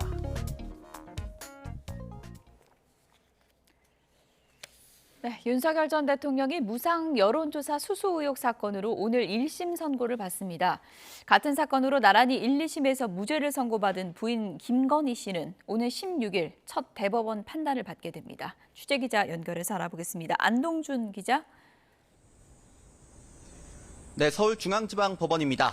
오늘 선고가 몇 시입니까? 네, 법원은 오늘 오후 2시부터 윤 전 대통령의 정치자금법 위반 혐의 사건 선고 기일을 진행합니다. 함께 재판에 넘겨진 정치브로커 명태균 씨도 오늘 함께 선고를 받습니다. 재판장은 앞선 내란 사건에서 한덕수 전 국무총리와 박성재 전 법무부 장관에게 구형보다 높은 형을 선고했던 이진관 부장판사입니다. 윤 전 대통령은 부인 김건희 씨와 공모해 명 씨로부터 2억 7천만 원에 달하는 여론조사 58회를 무상으로 받은 혐의를 받습니다. 특히 재작년 국회에서는 윤 전 대통령이 명 씨와 통화해서 김명선 전 의원의 공천과 관련해 대화하는 통화 녹취가 공개되기도 했는데요. 특검은 윤 전 대통령이 명 씨의 여론조사를 수수한 대가로 김 전 의원의 공천을 약속했다고 보고 두 사람을 재판에 넘겼습니다. 앞선 결심 공판에서 특검은 윤 전 대통령에게 징역 4년과 추징금 1억 3천여만 원을, 명 씨에게 징역 3년을 구형했습니다. 윤 전 대통령은 최후 발언을 통해 명 씨에게 여론조사를 의뢰하거나 대가를 약속했다는 증거가 없다면서 무죄를 주장했습니다. 앞서 김건희 씨 재판에서는 1심과 2심 모두 이 관련 혐의가 무죄가 선고가 됐죠? 네, 그렇습니다. 같은 사실관계로 기소됐던 김건희 씨는 1심과 2심에서 관련 혐의가 모두 무죄로 판단이 됐습니다. 먼저 김 씨 1심 판단부터 살펴보면 재판부는 여론조사를 명 씨가 영업 활동의 일환이라고 보고 윤 전 대통령 부부가 재산상 이익을 취한 것으로 볼 수 없다고 판단했습니다. 항소심 재판부는 윤 전 대통령이 김 전 의원 공천을 위해 상당한 노력을 한 것으로 보이지만 여론조사와 공천 사이 대가성을 단정하기는 어렵다고 판단했습니다. 해당 혐의와 관련해 김건희 씨는 도이치모터스 주가 조작 사건과 통일교 청탁 사건과 함께 오는 16일 대법원 판단을 받게 되는데요. 특검은 선고기일에 대한 중계방송 허가 신청서를 법원에 제출했는데 법원은 이를 토대로 생중계 허가 여부를 검토하고 있습니다. 김 씨 선고가 열리는 16일에는 통일교 청탁 의혹에 연루된 권성동 의원, 김건희 씨 측근으로 알려진 이종호 전 블랙펄 인베스트 대표, 집사게이트 핵심 인물인 김예석 씨도 각각 상고심 판단을 받게 됩니다. 지금까지 서울중앙지방법원에서 YTN 안동준입니다. 민주당 정청래 전 대표가 다가오는 8.17 전당대회에서 연임에 도전하기로 했습니다. 국민의힘은 검찰의 보안 수사권 폐지 문제를 부각하는 데 당력을 총집결하고 있습니다. 국회 연결해 보겠습니다. 김철희 기자. 네, 국회입니다. 네, 정청래 전 대표 주 초에 출마 선언한다는 예상이 많이 있었는데 오늘이군요. 네, 정 전 대표는 공지를 통해 오늘 오후 2시 국회에서 당대표 연임 도전을 공식 선언한다고 밝혔습니다. 이로써 8월 전당대회는 정 전 대표와 김민석 전 국무총리, 송영길, 고민정 의원과 김보미 전 강진군 의원까지 5파전으로 치러질 것으로 보입니다. 후보군이 거의 추려진 데다 공식 후보 등록 역시 나흘 앞으로 다가왔지만 정작 룰 세팅은 아직입니다. 지도부는 어제 오후에도 최고위를 개최해 선호투표제 도입을 논의했지만 결론을 내리지 못했습니다. 오늘 오전 최고위 역시 취소됐는데 당 관계자는 이견이 있으니 수기하자는 것이다. 비공개 최고위도 아직 잡힌 것이 없다고 말했습니다. 공식 후보 등록 직전인 수요일까지는 논의를 마쳐야 한다는 공감대가 있지만 선호투표제 재검토를 주장하는 친청계와 도입을 압박하는 친명계 모두 양보할 생각은 없어 보입니다. 네, 보안 수사권 폐지를 두고서는 지금 민주당 내부에서도 의견이 엇갈리고 있는 상황인 것 같던데요. 국민의힘이 저지 총력전에 돌입했죠? 네, 오전 국민의힘 최고위의 최대 화두는 역시 검찰 보안 수사권 폐지였습니다. 먼저 장동혁 대표는 검찰의 절대 권력을 경찰에게 몰아주면 결국 괴물이 탄생해 절대 부패할 거라고 우려했습니다. 정점식 원내대표 역시 보안 수사권 폐지가 1987년에 이루어졌다면 박종철 열사의 공식 사인은 원인 불명 심장마비가 됐을 거라고 꼬집었습니다. 여기에 유승민 전 의원이 국민 생명과 안전보다 당권이 우선인 정당은 심판을 받게 될 거라고 비판했고 무소속 한동훈 의원도 장윤기 부실 수사 의혹을 거론하며 가세했습니다. 국민의힘은 오후 2시에 보안수사권 졸속 폐지 규탄을 위한 의원총회를 예고하는 등 그야말로 전방위 압박을 퍼붓는 모양새입니다. 민주당에서도 보안수사권 폐지는 뜨거운 감자입니다. 국민의힘이 불참한 가운데 법사위 법안 소위가 오전 10시부터 보안수사권 폐지를 골자로 한 형사소송법 개정안 심사를 이어갔습니다. 민주당 홍기원 의원이 민생사건이나 시한이 촉박한 사건에 대해선 검찰에 보안수사권을 부여하는 내용의 개정안 발의를 준비하고 김남희, 김동화 의원이 제한적 보안수사권이 필요하다는 취지의 회견을 진행하는 등 신중론도 만만찮습니다. 원내 지도부도 내일 오후 2시 의원총회를 소집해 수기에 나서는데 다만 신속 처리 방침에는 변함이 없다고 관계자는 귀뜸했습니다. 지금까지 국회에서 전해드렸습니다.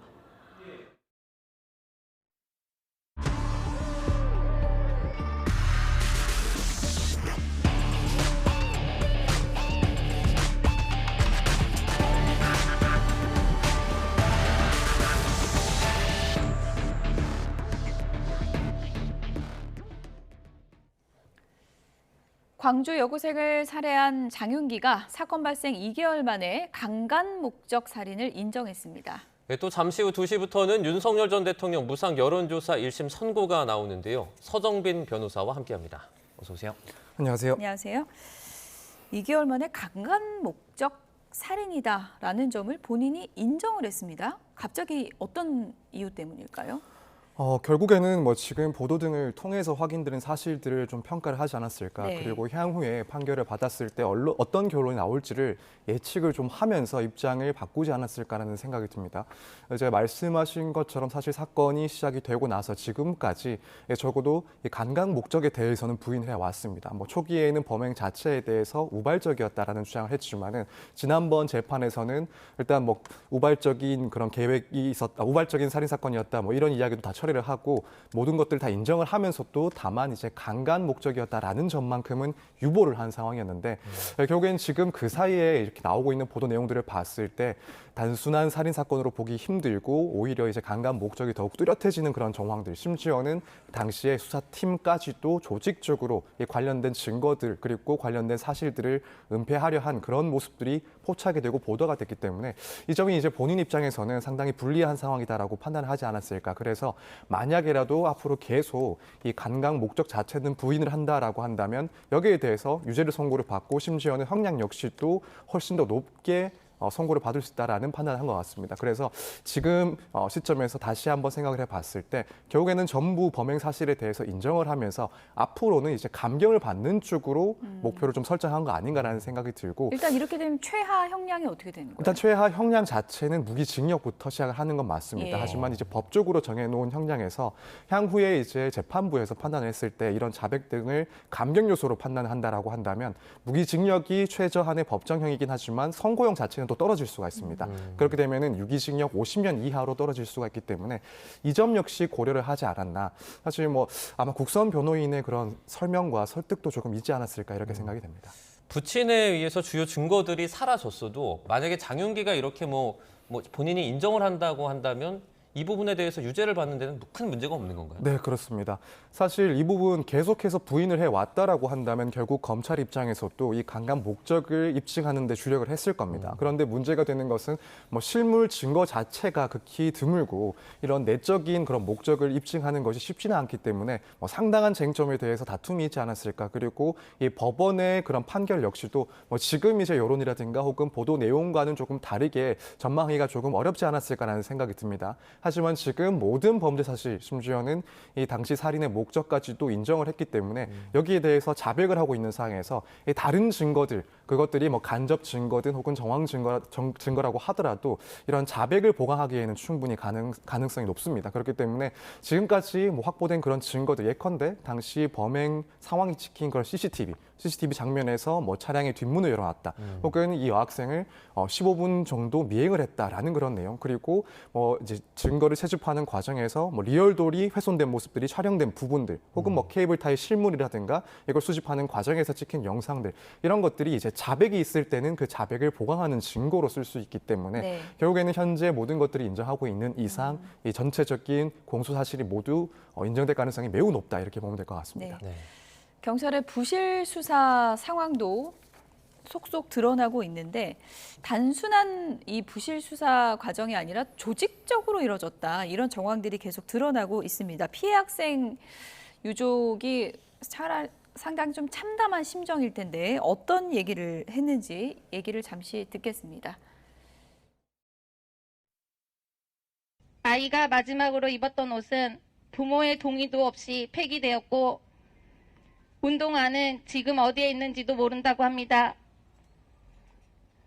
유품조차 이렇게 취급하는데 과연 지금까지 밝혀진 것이 진실이기는 한 것인지 너무 무섭고 너무 두렵습니다. 겨우 다른 가족들을 통해 전해 듣는 것은 법이 어떻고 고난이 누구에게 있느냐 두고 서로 다투고 있다는 이야기뿐입니다. 그럼 우리 채원이는 어떻게 되는 것입니까? 우리 채원이는 왜 그렇게 억울하게 목숨을 잃어야 했습니까? 그리고 왜 진실마저 숨기려 했습니까? 왜 우리 아이의 억울함보다 조직을 지키는 일이 더 중요했습니까? 만약 피해자가 경찰 가족의 딸이고 가해자가 평범한 시민의 아들이었다면 과연 지금과 같은 수사가 이루어졌겠습니까? 네. 단순히 이제 부친이 증거인멸하는데 정보 제공을 한 게 아니고 지금 수사팀원들의 증언을 들어보면 광산경찰서장이 강간살인 적용을 반대했다, 뭐 이런 증언까지 나오고 있어요. 네, 그렇습니다. 일단 뭐 광산 경찰서장의 그런 이야기를 들어보면은 뭐 당시에 수사팀장의 보고를 받은 적이 없다, 형사 과장에게만 수사 내용을 보고받고 뭐 직접적으로 이 사건에 대해서 개입한 적이 없다라는 취지로 주장을 하고 있긴 일단 합니다만, 서장은 부인하고 있는 거군요. 네, 그렇게 부인을 하고 있습니다만, 뭐 지금 이 수사팀원들이 하는 얘기를 봤을 때는 결국 서장까지도 개입을 했다라고 의심을 강하게 할 수밖에 없습니다.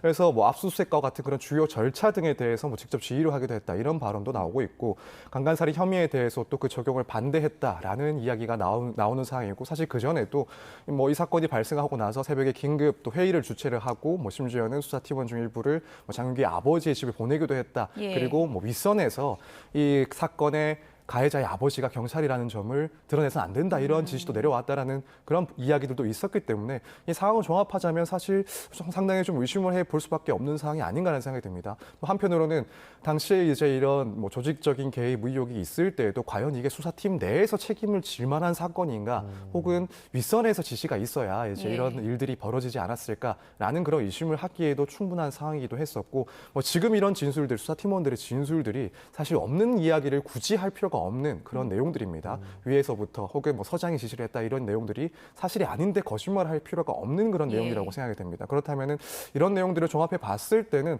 뭐 지금 커지고 있는 의혹에 대해서 뭐 사실이 상당히 맞지 않을까 이렇게 의심을 할 수밖에 없는 그런 지점인 것 같습니다. 당시에 광산경찰서장이 뭐 압수수색 현장도 지휘했다 뭐 이런 얘기도 나왔는데 일반적인 압수수색에서 우리가 보통 말하는 윗선 또는 뭐 서장 정도 지위에 있는 인물이 직접 이렇게 지휘를 하는 일이 뭐 드문가요? 아니면 뭐 일반적입니까? 좀 드물다고 보는 게 맞죠. 일반적인 사건들 같은 경우에는 결국 뭐 수사팀원이라든가 팀장이라든가 이제 담당 수사관들이 현장에 나가서 직접 다 수사를 하고 또 압수수색 절차를 진행을 하는 것이지 사실 뭐 서장급까지도 나가서 현장을 지휘한다. 사실 이것들은 뭐 제가 개인적으로 또 본 바가 없고 뭐 일단 드문 사례다라고 보는 것은 분명히 맞는 것 같습니다. 네.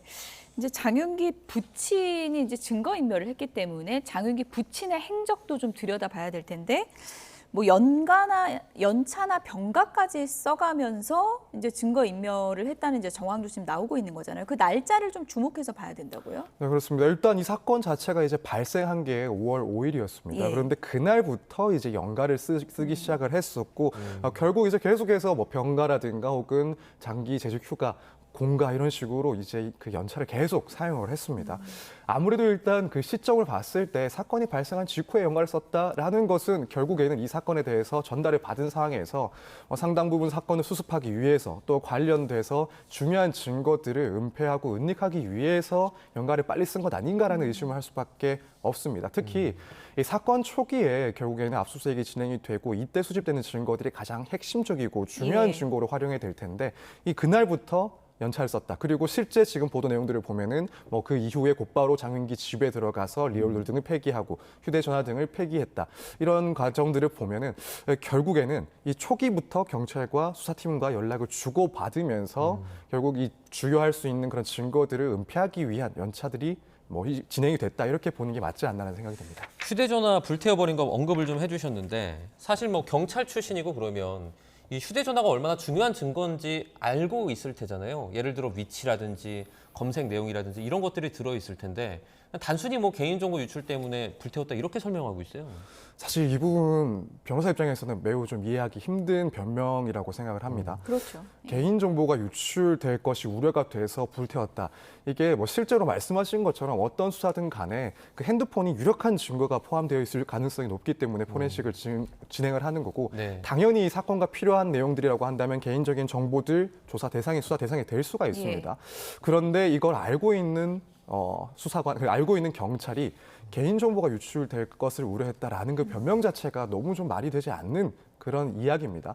뭐 실제 사건들에서 휴대전화들을 은폐하는 경우들이 많이 있습니다. 은닉하고 불태우고 폐기하는 경우들이 많이 있는데 그걸 하는 변명을 하는 이야기들은 예컨대 뭐 휴대전화가 고장나서 바꿨다, 휴대전화를 잃어버렸다 이런 식으로 이야기를 하지 이렇게 뭐 개인정보가 유출될 것을 걱정했다라는 변명은 하지도 않습니다. 그래서 이런 변명 자체가 설득력은 뭐 거의 없다라고 보는 게 맞지 않나. 근데 또 한편으로는 그만큼 이제 경찰인 입장에서 사실 당시에 휴대전화를 폐기했던 정당한 이유가 없다는 것을 본인도 알고 있기 때문에 이런 변명이라고 하고 있는 건 아닌가 이런 생각이 들긴 합니다. 사실 뭐 아버지의 마음으로 했다고 하지만 아버지가 아니면 이런 증거인멸하면 공범이 되는 거잖아요. 그렇죠.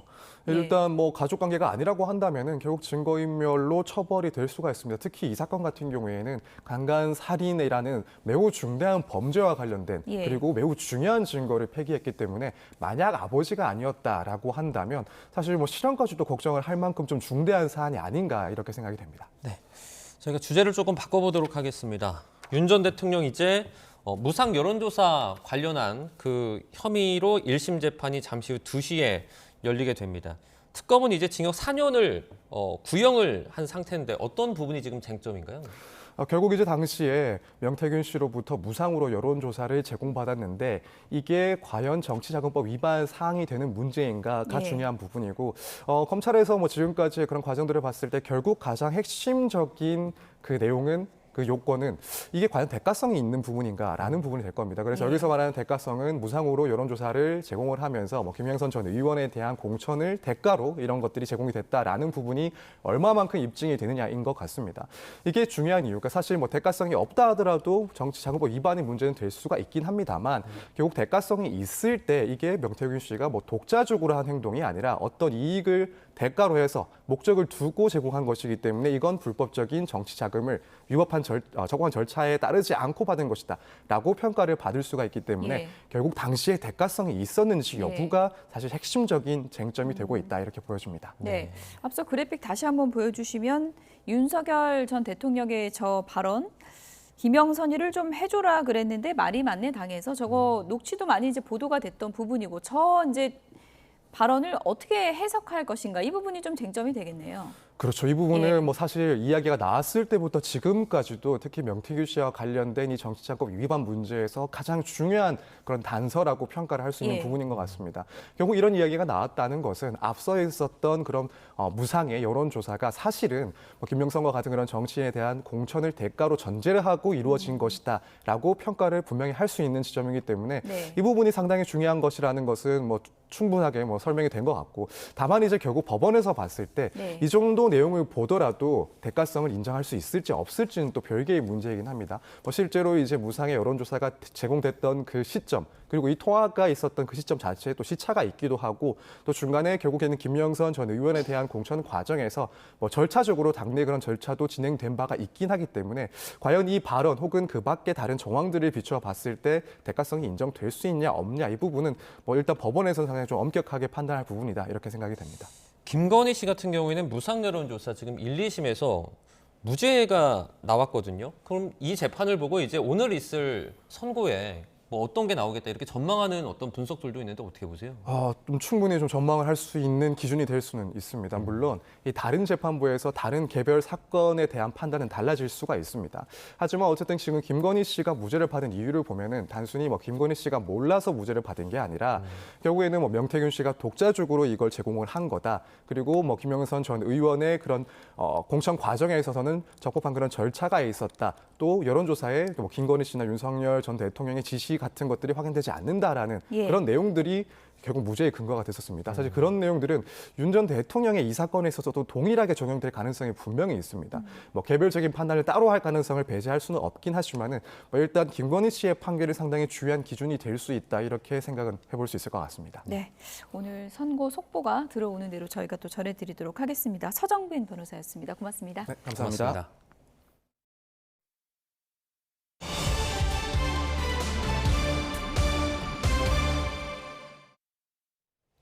네, 미국과 이란의 휴전협정, 물 건너가는 분위기가 감지가 되고 있죠. 미군의 이란에 대한 추가 공습으로 이란 남부 해안 도시들과 핵심 도서 지역에서 연쇄적 폭발음이 들렸다고 이란 국영 TV가 보도했습니다.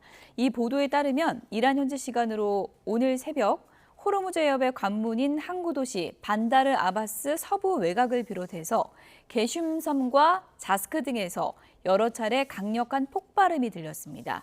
이란 국영통신은 게슘섬에만 10여 차례 폭발이 목격됐지만 민간인 사상자는 보고되지 않았다고 밝혔습니다. 미국이 이란에 대한 공습을 다시 시작하자 이란은 이번 공격이 지난 몇 달간의 모든 외교적인 노력을 물거품으로 만들었다고 비난했습니다. AFP 통신에 따르면 이란 외무부는 현지 시간 13일 새벽 미군이 이란 군사시설을 겨냥해 새로운 공습을 시작하자 이런 내용의 성명을 내놨습니다. 이란 외무부는 이런 야만적인 공격은 유엔 헌장의 기본 원칙을 심각하게 위반하는 것일 뿐 아니라 국제 평화와 안보에 심각한 위협이라고 지적했습니다. 또 이번 공습이 서아시아 지역 긴장을 완화하고 평화를 정착시키기 위해 지난 몇 달 동안 기울인 모든 노력을 무용지물로 만들었다고 강조했습니다. 이스라엘의 차기 총선일이 오는 10월 27일로 확정되면서 누적 재임 기간만 19년에 달하는 네타냐후 총리의 장기 집권 연장이 중대한 시험대에 올랐습니다. 가자지구 전쟁 이후 처음 치러지는 이번 총선은 별도의 조기의회 해산 없이 수십 년 만에 처음으로 4년 임기를 모두 채우고 진행됩니다. 특히 최근 이란과의 전쟁 과정에서 체결된 휴전 합의가 이스라엘에 불리했다는 여론이 확산하면서 네타냐후 총리 지지율은 29%대까지 급락하며 지도력에 큰 타격을 입은 상태입니다. 트럼프 미국 대통령의 복심이자 의회 소통 창구였던 그레이엄 미국 상원의원이 우크라이나 방문 직후에 갑작스럽게 숨졌습니다. 미국과 이란의 충돌로 전면전 위기가 고조된 상황에서 트럼프 대통령의 의회 장악력이 약해질 거라는 관측도 나오고 있습니다. 권준기 기자입니다. 젤렌스키 우크라이나 대통령과 환하게 웃으며 엄지를 치켜 세우는 모습.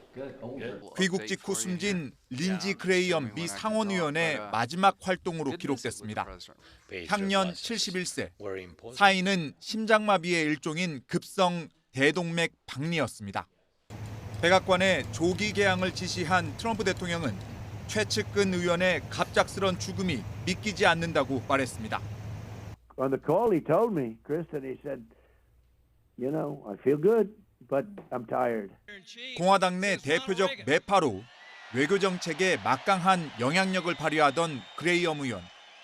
미 의회 내 전쟁 반대 여론을 잠재우던 거물 정치인의 사망에 네타냐후 이스라엘 총리는 상심을 감추지 못했습니다. In Israel, it's grief. In Iran, it's celebration because Lindsey never confused good and evil. 그레이엄 의원의 부재로 트럼프의 의회 장악력이 약해지고 중동 전쟁에 대한 여론 방어에도 차질이 불가피할 거란 전망이 나오고 있습니다. 미국 민주당은 다만 고인의 마지막 역점 사업이었던 우크라이나 지원과 러시아 제재 법안은 초당적으로 통과시키겠다고 약속했습니다. YTN 권준기입니다. 태국 방콕에서는 유명 술집에서 큰 불이 나 현재까지 최소 27명이 숨졌습니다. 현지 당국은 폭발음과 함께 순식간에 검은 연기가 가득 차 인명피해가 컸다고 전했습니다. 정유신 기자입니다. 어두운 밤 건물에서 붉은 화염이 무섭게 뿜어져 나옵니다. 검은 연기가 하늘로 치솟고 급히 탈출하려는 사람들로 주변은 아수라장이 됐습니다. 현지 시간 12일 밤 태국 방콕 북부에 있는 유명 술집에서 불이 났습니다. 소방당국이 출동해 1시간 30분 만에 불길을 잡았지만 인명피해가 컸습니다. 현재까지 20여 명이 숨지고 10여 명이 인근 병원으로 옮겨졌습니다. 술집 내부는 새까맣게 그을리고 현장 페인트가 벗겨질 정도로 불길이 거셌다고 목격자들이 전했습니다. 현지 당국은 공연 중이던 술집에서 폭발음과 함께 순식간에 검은 연기가 찼다는 목격담을 토대로 화재 원인을 조사하고 있습니다. Things happened very quickly, and there was blasting, and everybody tried to flee themselves from the smokes and the flame. 사망자 대부분은 불길을 피해 건물 뒤편 화장실에 숨었다가 변을 당한 것으로 파악됐습니다. 실종자가 많아 인명피해는 더 늘어날 것으로 보이는 가운데 한국인 관광객 피해자는 없는 것으로 알려졌습니다. 태국에선 지난 2022년에도 나이트클럽에서 불이 나 26명이 숨지는 등 유흥업소에 대한 당국의 허술한 안전규정 문제가 지적되어 왔습니다. YTN 정신입니다. 월드컵 4강 대진이 확정됐습니다. 모든 팀이 월드컵 우승 경험이 있는 데다 사상 처음으로 피파 랭킹 1위부터 4위 팀이 4자리를 모두 차지해 엄청난 명승부를 예고하고 있는데요. 관전 포인트 함께 보시죠. 먼저 우리 시간으로 수요일 오전 4시에 가장 강력한 우승 후보로 꼽히는 프랑스와 스페인이 맞붙습니다. 미리 보는 결승전으로 불릴 만큼 빅매치입니다. 2018 러시아 월드컵 우승, 2022 카타르 월드컵 준우승에 이어서 세 대회 연속 결승에 진출하는 프랑스. 이번 대회 6경기를 모두 이긴 건 물론 16득점, 2실점으로 엄청난 화력을 보여줬는데요. 음바페를 필두로 우스만 덤벨레, 마이클 올리세로로 구성된 공격진은 이번 대회 최강으로 평가를 받습니다. 이에 맞서는 스페인은 2010 남아공 월드컵 이후에 16년 만에 월드컵 우승에 도전합니다. 최근 A매치 36경기 무패, 이번 대회 6경기에서 11득점 1실점으로 말 그대로 무적함대의 위용을 자랑하고 있는데요. 로드리와 페드리단이 올모로로 구성된 증원은 이 모든 팀 가운데 최강으로 평가를 받고 있습니다. 그리고 목요일 오전 4시에는 손꼽히는 앙숙이죠. 잉글랜드와 아르헨티나가 맞붙습니다. 두 나라는 1982년 포클랜드 전쟁을 계기로 감정의 골이 깊어졌는데 4년 뒤에 1986년 멕시코 월드컵 8강에서 그 유명한 신의 손 사건이 터졌죠. 당시 아르헨티나의 에이스 마라도나는 잉글랜드 골키퍼와 공중볼을 경합하다가 손으로 공을 쳐서 골을 만들며 신의 손이라는 신조어가 태생하기도 했습니다. 잉글랜드는 1966년 자국대회 우승 이후에 60년 동안 월드컵 결승 무대를 밟아보지 못했습니다.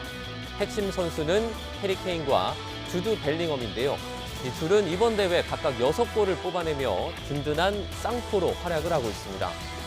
잉글랜드 역시 선수 면면이 화려하지만 이번 대회에서 6경기에 13득점 6실점으로 빈틈을 노출했는데요. 8강전에선 노르웨이의 혼란을 경기 내내 걸어 잠그면서 4강에 올랐습니다. 이 기복이 있는 경기력을 보인 잉글랜드, 4강전에서는 어떤 모습을 보일지 주목이 됩니다. 디펜딩 챔피언 아르헨티나는 월드컵 2연패를 노립니다. 이번 대회 6경기 17득점으로 4강 팀 중에 가장 많은 골을 뽑아냈는데 최근 3경기에서 5골이나 내주면서 수비 빈틈을 자주 드러냈습니다. 키플레이어 단연 리오넬 메시입니다. 이 황혼기에도 믿기지 않는 활약을 펼치면서 이번 대회 8골 2도움, 음바페와 득점 선두에 올라 있는데요. 과연 메시가 이끄는 아르헨티나가 화력을 뽐낼 수 있을지가 관건입니다. 네 팀을 두고 해외 베팅 사이트에서도 우승 확률을 엇비슷하게 예상할 정도로 이번 4강전 전망은 안개 속입니다. 어느 팀이 이겨도 전혀 이상할 것이 없는 역대급 대진표. 누가 상대를 꺾고 축구 역사의 한 페이지를 장식하게 될지 축구 팬들의 설렘은 더욱 커지고 있습니다. 임산부와 보호자가 분만 가능한 의료기관을 보다 쉽게 찾을 수 있는 공공 서비스가 제공됩니다. 건강보험 심사평가원은 통계정보 플랫폼인 보건의료 빅데이터 개방 시스템에서 누구나 분만이 가능한 의료기관 정보를 조회할 수 있다고 밝혔습니다. 또 사이트 안의 건강지도를 통해 위치 기반으로 주변 분만 가능 의료기관 정보를 확인할 수 있습니다. 스토킹 피해자가 법원에 직접 접근 금지 보호명령을 신청할 수 있는 피해자 보호명령 제도가 내년 4월부터 시행됩니다.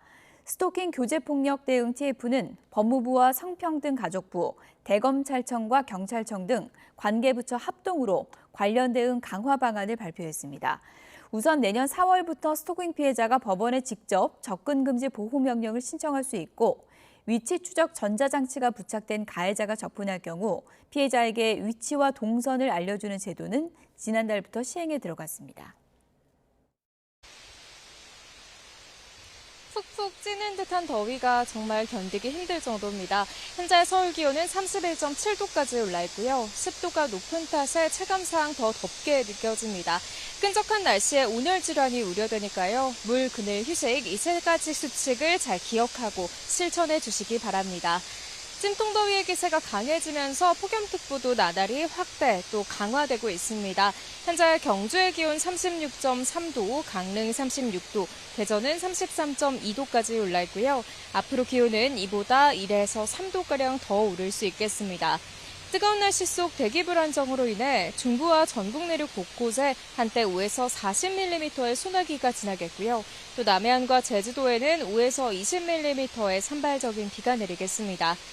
내일은 오전에 수도권과 충남부터 다시 장맛비가 시작돼 점차 전국으로 확대하겠고 특히 밤사이 중부지방을 중심으로 강한 비가 집중되겠습니다. 비와 함께 폭염은 일시 주춤할 전망입니다. 당분간 남해안과 제주 해안에서는 너울성 파도가 높게 일겠습니다. 파도가 방파제나 해안도로를 넘을 가능성이 있는 만큼 해안가 안전사고에 유의해 주시기 바랍니다. 지금까지 YTN 윤수빈입니다. 뉴스나우 오늘 순서는 여기서 마치겠습니다. 시청해주신 여러분 고맙습니다.